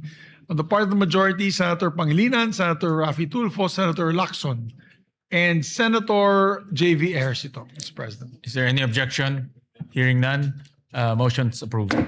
Mr. President, the Committee on Public Services, there are 7 in the majority, 6 in the minority. And it's headed by Senator Rafi Tulfo. I move to elect the following members: Senator Lapid, Senator Ontiveros, Senator Pangilinan, Senator Erwin Tulfo, Senator Ejercito, and Senator Villanueva as members, and we designate Senator Ejercito as vice chairperson of the committee. Is there any objection? Hearing none, motion is approved. Let me just go back to the Committee on Ethics. Senator Soto wants to have Senator Pangilinan as his vice chairperson of the committee. For the record. Yes, any objection? Hearing none, motion is approved. Thank you. We have also elections of the new the committees of new members. On the Committee on Economic Affairs, move to elect Senator Risa Ontiveros as chairperson of the Committee on Economic Affairs. And on part of the majority, elect the following members: Senator Lacson, Senator Aquino, Senator Pangilinan. Of course, and the 2 deputy majority leaders, Senator Ejercito, Senator Villanueva. We'd like to also manifest the designation of Senator Lacson as vice chairperson of the committee. I so move. Is there any objection? Hearing none, motion is approved. Mr. President, on the part of the Committee on Environment, there's 9 members in the minority, 9 members in the majority, 8 in the minority. We move to elect Senator Rafi Tulfo as chairperson, and on the part of the majority, we elect the following members: Senator Erwin Tulfo, Senator Pangilinan, Senator Lapid, Senator Escudero, Senator Aquino, Senator Lacson, and Senator Ejercito, and Senator Villanueva. And we move also to designate Senator Escudero as vice chairperson of the committee. Is there any objection? Hearing none, motion is approved. Mr. President, for the Committee on Public Order, of which Senator Lacson is the presiding committee chair, there's 6 in the majority, 5 in the minority, and I move to elect the following members: Senators Erwin Tulfo, Senator Rafi Tulfo, Senator Ontiveros, and Senator J.V. Ejercito, and Senator Villanueva, and designate Senator Soto and Senator Ejercito as vice chairpersons of the committee. Is there any objection? Hearing none, motion is carried. Mr. President, on the Committee on Urban Planning, Housing, and Resettlement, there are 5 members of the majority and 6 members in the majority, 5 in the minority. We move to, and this is headed by Senator Chis Escudero. On the part of the majority, we'd like to elect Senator Aquino, Senator Rafi Tulfo, Senator Erwin Tulfo, Senator J.V. Ejercito, and Senator Villanueva.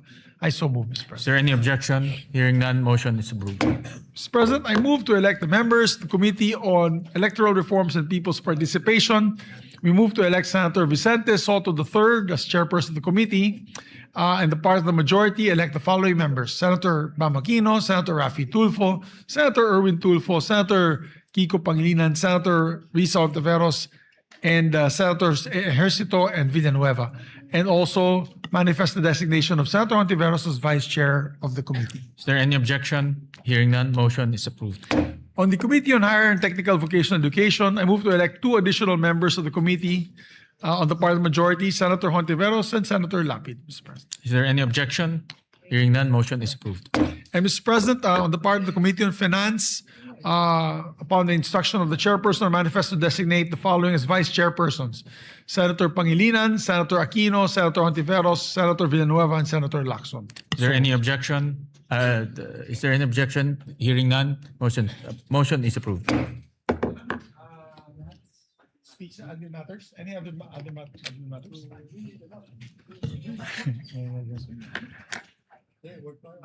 Okay, by side. Oh, yes. May I ask for a minute suspension, Mr. President? Session suspended. Session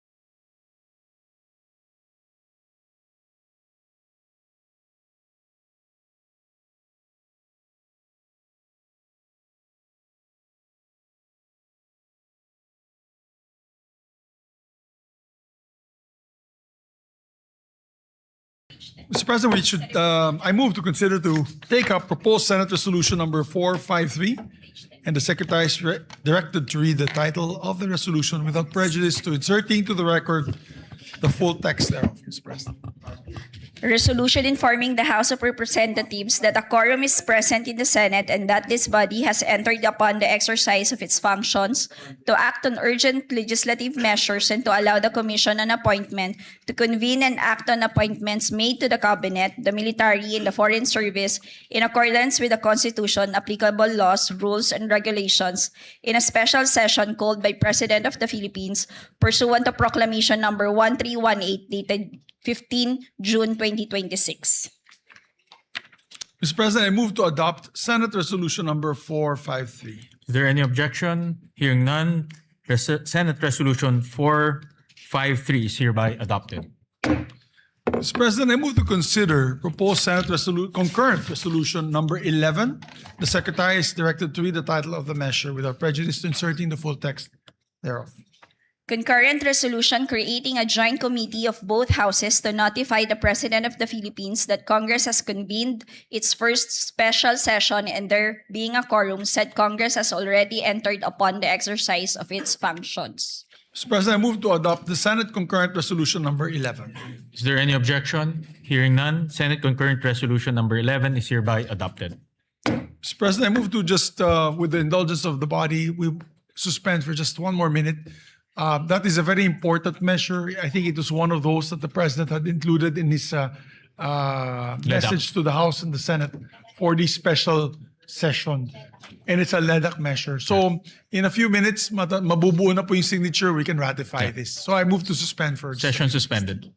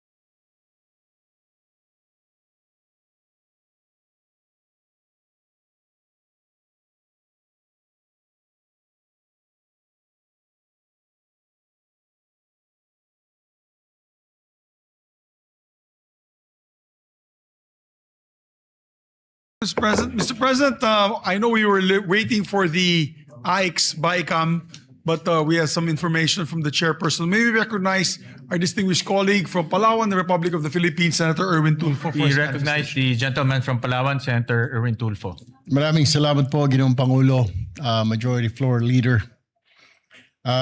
Nais ko pong i-anunsyo dito po sa plenaryo ngayon na yung inaantay po natin na yung AIX bill, yung Assistance for Individual in Crisis Situation, na dapat po sana ay ma-ratify natin ngayong hapon, ay hindi po muna matutuloy. Ang sa kadahilanan po na ayaw pong pumirma ng ating counterpart sa mababang kapulungan. Dahil po sa ilang probisyon at tila hindi po sila natutuwa doon po sa kasama sa probisyon na yon ng AIX, ang anti-EPAL section. Ibig sabihin po na dapat ang pagbibigay ng AIX o ayuda ay wala ng kasamang politiko o siya mismo ang nagbibigay ng ayuda sa mga tao na ang pondo ay galing sa DSWD. Na sa totoo lamang po ay hindi naman po pera ito ng politiko, ito po ay pera ng taong bayan. Ito po yata, Ginoong Pangulo, ang hindi po natutuwa ang ating mga kasamahan sa bababang kapulungan. Kaya ayaw po nilang pirmahan at kailangan pa daw pag-aralan. So ito na naman po tayo, matetenga po ang batas na ito. Kaya nga po, ano man po ang gawin natin, lahat po tayo dito sa Senado ay pumirma na po para ma-ratify na ito. Ayaw naman po ng ating mga kasamahan sa mababang kapulungan. Sana po ay magbago pa ka ng isip dahil ito naman po ay para sa interes ng mga mahihirap nating kababayan.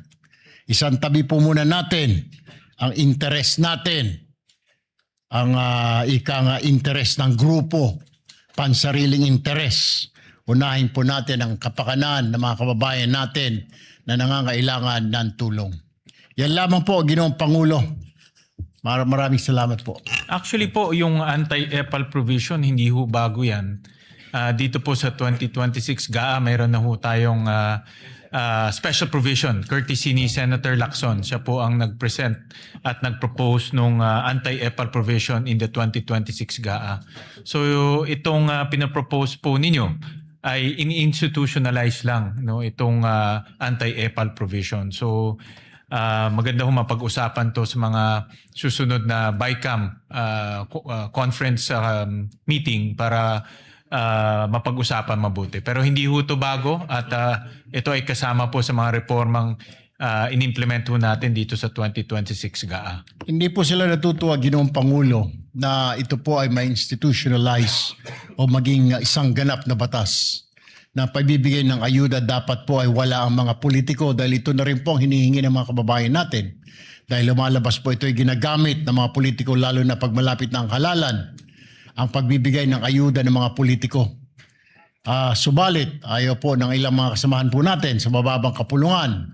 Kailangan pa po yata nila, Ginoong Pangulo, na sila mismo ang mag-aabot ng ayuda bagamat hindi naman nila ito pondo. Hindi naman po nila itong personal na pera. Kaya doon po sa dalawang mambabatas po natin sa mababang kapulungan, sana po mapag-isipan ho ninyo sa mga darating na araw na hindi po ninyo pera, yan, pamimigay na yan, pera po ng taong bayan.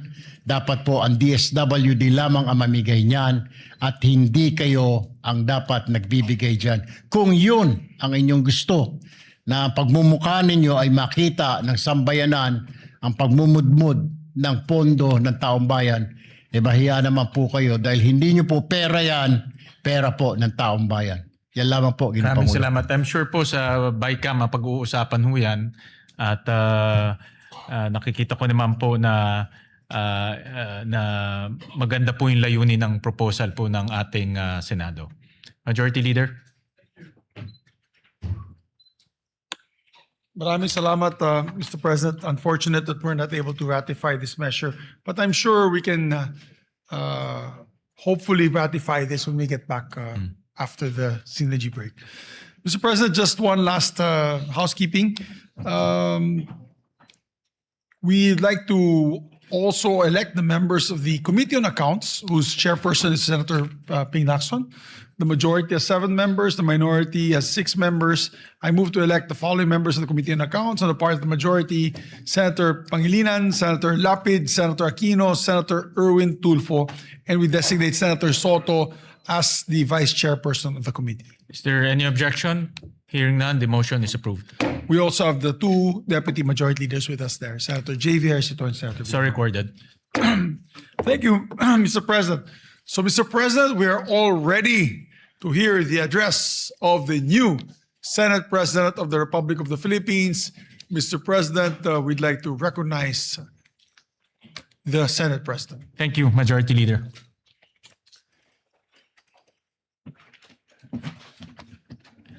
Magandang gabi po sa lahat. Mga iginagalang kong kasamaan sa Senado, mga kababayan, magandang araw po sa ating lahat. Una sa lahat, taos-pusong akong nagpapasalamat sa aking mga kapwa-senador sa tiwalang inyong ipinagkaloob. Tinatanggap ko ang tungkuling ito ng may buong kababaang loob at malinaw na pagkaunawa sa bigat ng responsibilidad na kaakibat nito. Humarap ako sa inyo bilang kapwa lingkod bayan. Handa akong makinig, makipagtulungan at ibuhos ang aking buong lakas upang gampanan ang tungkuling ipinagkatiwala sa atin. Ang pagkakataong maglingkod bilang Senate President ay hindi pangkaraniwang karangalan. Ito ay araw-araw na panawagan na maging huwaran sa paglilingkod. Higit sa lahat, ang tungkuling ito ay pananagutan sa Senado, sa ating saligang batas, at sa sambayanang Pilipino. Sapagkat ang tungkuling ito ay hindi tungkol sa iisang tao, kundi sa pangangalaga sa isang institusyong dapat magsilbi sa bawat Pilipino. Patid ng buong Senado ang panawagan ng mamayan, magtrabaho ang lehislatura, tugunan ang mga suliraning kinakaharap ng ating bansa, at unahin ang tunay at agarang pangangailangan ng ating mga kababayan. Naririnig namin kayo. Sa gitna ng mataas na presyo ng langis at bilihin, epekto ng lindol sa Mindanao, banta ng Super El Nino at iba pang mahalagang usapin, iisa ang inaasahan ng taong bayan. Malasakit, aksyon at resulta. Kaya ngayong araw, nananawagan ako sa lahat ng aking kasamaan sa Senado, mayoraman o minorya, na magsimula tayo muli. Magkaisa sa paglilingkod at harapin ng sama-sama ang mga hamon ng ating bansa. Maaaring magkaiba ang ating mga pananaw, ngunit iisa ang ating misyon, ipagtanggol ang batas at maglingkod sa bayan. Iisa ang ating layunin, alagaan ang kapakanan ng bawat Pilipino.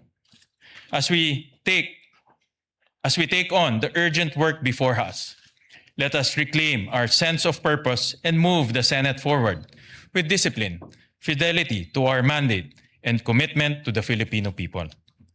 Ang nais natin ay isang Senado para sa tao, isang Senado na bukas sa pakikipag-usap, isang Senado na nakatuon sa solusyon. Sa bawat Pilipino, ito ang aming pangako. Magtatrabaho ang buong Senado para sa inyo. Muli, maraming salamat sa inyong tiwala. Sa abot ng aking makakaya, paglilingkuran ko ang institusyong ito at ang ating bayan ng may buong paggalang, sipag at katapatan. Mabuhay ang Senado, mabuhay ang sambayanang Pilipino. Maraming salamat po.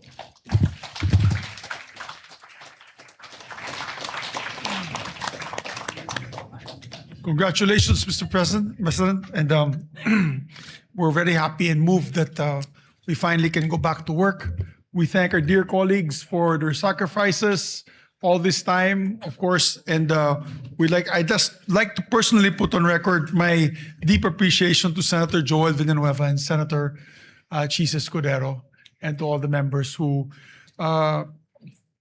took their time out to really be present here in those trying times, Mr. President. Likewise, I And, would like to uh, thank yung And the kam- accomplishments today, Mr. President, for all those who came to session, we were able to pass three bills on third reading, about 3 measures for second reading. We ratified 1 measure today. We were able to do the appointments of the generals and foreign service officers and ambassadors, Mr. President of the DFA. So, and then we elected the committee memberships and we elected the committee chairmanships. Marami po tayong nagawa. In one day, we were able to do a lot of work. And we thank all the members who are present here today, both from the majority and from the minority, Mr. President. Likewise, I would like to thank Senator Joel Villanueva. Magkasama na po muli ang kambal ng Senado. Marami na ulit magkakamali ho dahil magkahawig ho kami. At maraming salamat. Pero hindi pa rin po tayo pipigil na maghanap ng kadate mo, Mr. President. Dahil maawa naman ako ngayon sa secretariat. Baka hindi sila makakauwi ng maaga, hindi lang staff mo. So, with that, Mr. President, I move that the first session of Congress and the first special session of the 20th Congress on the part of the Senate be adjourned sine die. Is there any objection? The chair hears none. The motion is approved. Oh, wait. I withdraw my motion, Mr. President. I move to suspend. I move to suspend just 1 minute because Session we have suspended. good news from the House.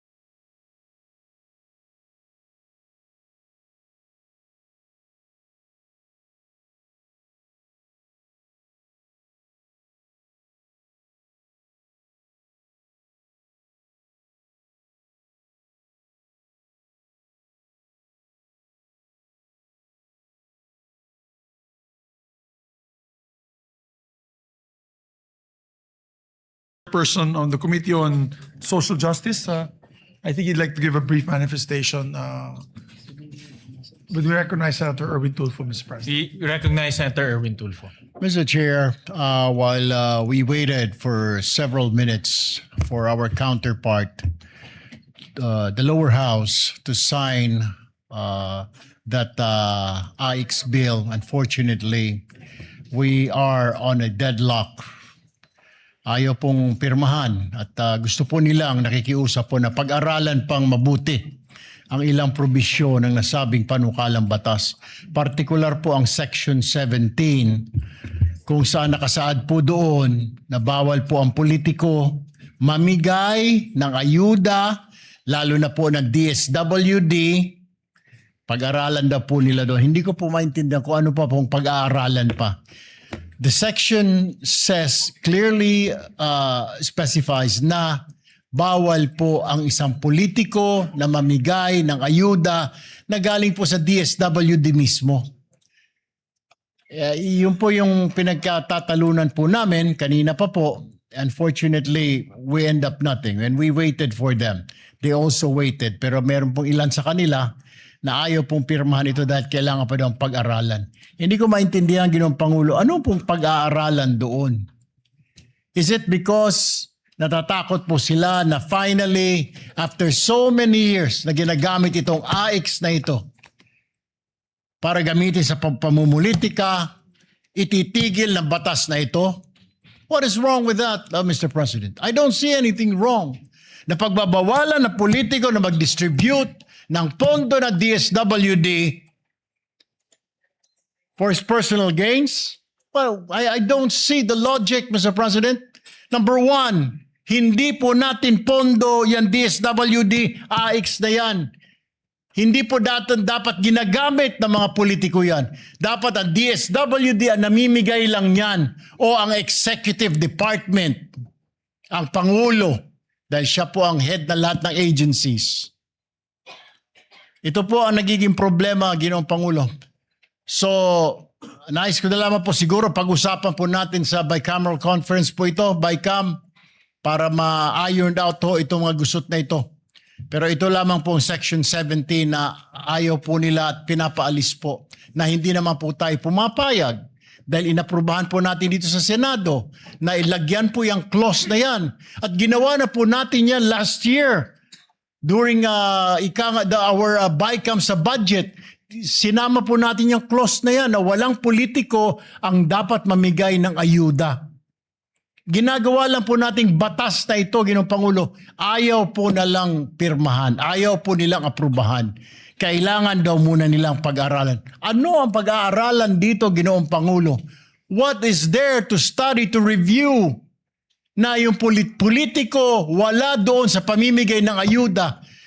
Dahil mapopoliticize na naman, magagamit na naman sa eleksyon, sasabihin na naman ng taong bayan, political patronage para ikaw ay sunod-sunuran sa politiko na yan. Kung hindi mo iboto yung politiko na yan, kung hindi ka bobo, hindi ka makakatanggap ng ayuda sa politiko na yan. Matagal na po kasing ginagamit yan eh. Matagal na, Mr. President. It has long been a practice. Ako naririnig ko na ho yan na laging ginagamit po yung AIX na yan sa pamumudmod sa mga kababayan natin ang kapalit po ng kanilang boto. We are trying to stop that tradition or whatever you want to call it, trying to stop that practice na wag nang magamit ang AIX ng mga politiko. Bagkos dapat ibigay na lang sa mahihirap, Mr. President. And I'm sorry, Mr. President, that all of us waited for several hours hoping that our counterpart would approve that. Unfortunately, it did not happen today. That's all, Mr. President. Thank you, Mr. President. And mas tama ho kayo, Senator Erwin, na mas magandang pag-usapan to sa BICAM, no? Para face-to-face BICAM, para makita natin kung ano yung kanilang mga dahilan. Majority Leader. Thank you very much, Mr. President. Mr. President, Senator Raffy Tulfo, just for the record, also would like to insert into the record his co-sponsorship speech of Senate Bill number 2272. This is the expanded National Nutrition Program. So inserted. Thank you, Mr. President. Mr. President, our dear colleague, Senator Christopher Bongo, I move to elect him as chairperson, with the permission, of course, of the members of the minority, as chairperson of the Committee on Sports and chairperson of the Committee on Youth, Mr. President, for the record. Is there any objection? Hearing none, motion is approved. And because he's the chairperson of the Committee on Youth and the Committee on Sports, he would like to avail of just a few minutes of our time to give a privileged speech on the death of his kababayan, taga Mindanao, may kababayan as well, taga Agusan po, yung isang player ng Ateneo, si Rene. And may we give him the time to do so, Mr. President. We recognize the gentleman from Davao City, Senator Bongo. Salamat, Mr. President. Chairperson po ako ng Committee on Sports since 2019 at bilang isang atleta rin po ay napakasakit po sa akin na makita na isang 18-year-old na basketball player na naputol po yung kanyang pangarap, hindi lang po sa kanyang sarili kundi para sa kanyang pamilya. I would like to associate myself with the earlier manifestation of Senator Bam Aquino. At ngayon po, since na-elect po muli as chairperson ng Committee on Sports, ako po'y lubos na nakikiramay sa mga naulilang pamilya at mga mahal sa buhay ni na Rene Clerc, Bobet Baterbonia, and Divine Adili na nasawi sa kasagsagan ng kanilang basketball training sa Dipakulaw, Aurora. Bilang isang Mindanaoan, atleta at basketball player mula pa noong aking kabataan, miyembro rin po ng Senate Sentinels dito, ating back-to-back champion po sa UNTV Executive Division. Masakit po para sa akin ang pangyayaring ito. Hindi dapat maging kapalit ng pangarap ng isang atleta ang kanyang buhay at kaligtasan. I filed Senate Resolution number 449 expressing my profound sympathy and condolences to the of the Senate to the family of the athletes. Personal ko din po tayong nakikiramay sa kanilang pamilya. Binisita ko po nung June 13 mismo sa Davao, sa pakiramay tayo sa kanyang pamilya. At alam kong mababasa po itong resolution July na pagbalik natin sa bago magsona. Kaya kinuha ko na po yung pagkakataon na makapagsalita ngayong araw na ito. Nananawagan rin po ako sa kaukulang ahensya ng gobyerno at mga organisasyon na magsagawa ng agaran at kumpletong investigasyon upang matukoy ang tunay na pangyayari. As of today, may report po ang CIDG na hindi po ito aksidente. Ang gusto nating malaman kung ano talaga yung totoong nangyari. The truth. Maraming katanungan ang kailangan sagutin upang makamit ang buong katotohanan. Kaisa ako sa paghahangad na malaman ang lahat ng katotohanan. In this light, I also filed Senate Resolution 450 urging an inquiry into the incident to be able to develop policies, protocols, and guidelines for the safety of our student athletes. Ayaw na po nating maulit po ito. I also filed Senate Bill 2261 or the proposed Student Athlete Safety and Welfare Act requiring the PSC to craft National Student Athlete Safety Code. At siguro lahat ng ahensya na rin po, including CHED at DepEd. Kasi itong si Rene Baterbonia ay naglaro po sa Dabra. Naging MVP po ito noong 2025. Pride po ito ng Davao, pride rin po ito ng Caraga Region sa Agusan. Kaugnay rin po nito, kinikilala natin ang inisyatibo ng PSC sa agarang pagsasagawa ng pagpupulong hinggil sa insidenteng ito. Mahalaga para sa akin ang kaligtasan sa lahat ng training ng ating mga atleta at kabataang sports enthusiasts. Ano man ang kalalabasan ng investigasyon, hangad natin ang magresulta nito ang mahalagang aral upang maiwasan ang pag-uulit ng ganitong trahedya. Kung kinakailangan ng batas o pulisiya para maiwasan ito, handa rin tayong tugunan ito sa Senado. Pero tapos na po. Indeed, a lost life is a lost life forever. Hindi na po natin maibabalik po ito. Sa huli, muli ko pong ipinapaabot ang aking taus-pusong pakikiramay sa mga pamilya ng mga biktima, lalo na sa pamilya ni Rene Clerk Bobet Baterbonia bilang kapwa ko Mindanaoan. Nakausap ko rin po mismo ang kanilang pamilya na si Ma'am Rovelyn at nagpaabot rin po tayo ng konting tulong. Naway bigyan sila ng Panginoon ng lakas at ginhawa sa gitna ng matinding dalamhati. Thank you po, Mr. President. Maraming salamat, Mr. President. And also the privileged speech of the good gentleman be also referred to the committee of Senator Bam Aquino, which is the Basic Education and Committee on Justice. Mr. So referred.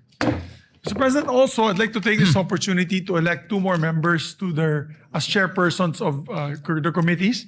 We have with us our dear friend, Senator Camille Villar would be moved to elect her as chairperson of the Committee on Government Corporations and Public Enterprises. Is there any objection? Hearing none, motion is approved.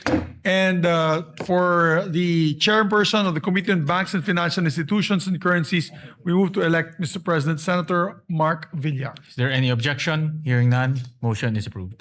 Thank you very much, Mr. President. With that, Mr. President, no other member of any agenda for the day.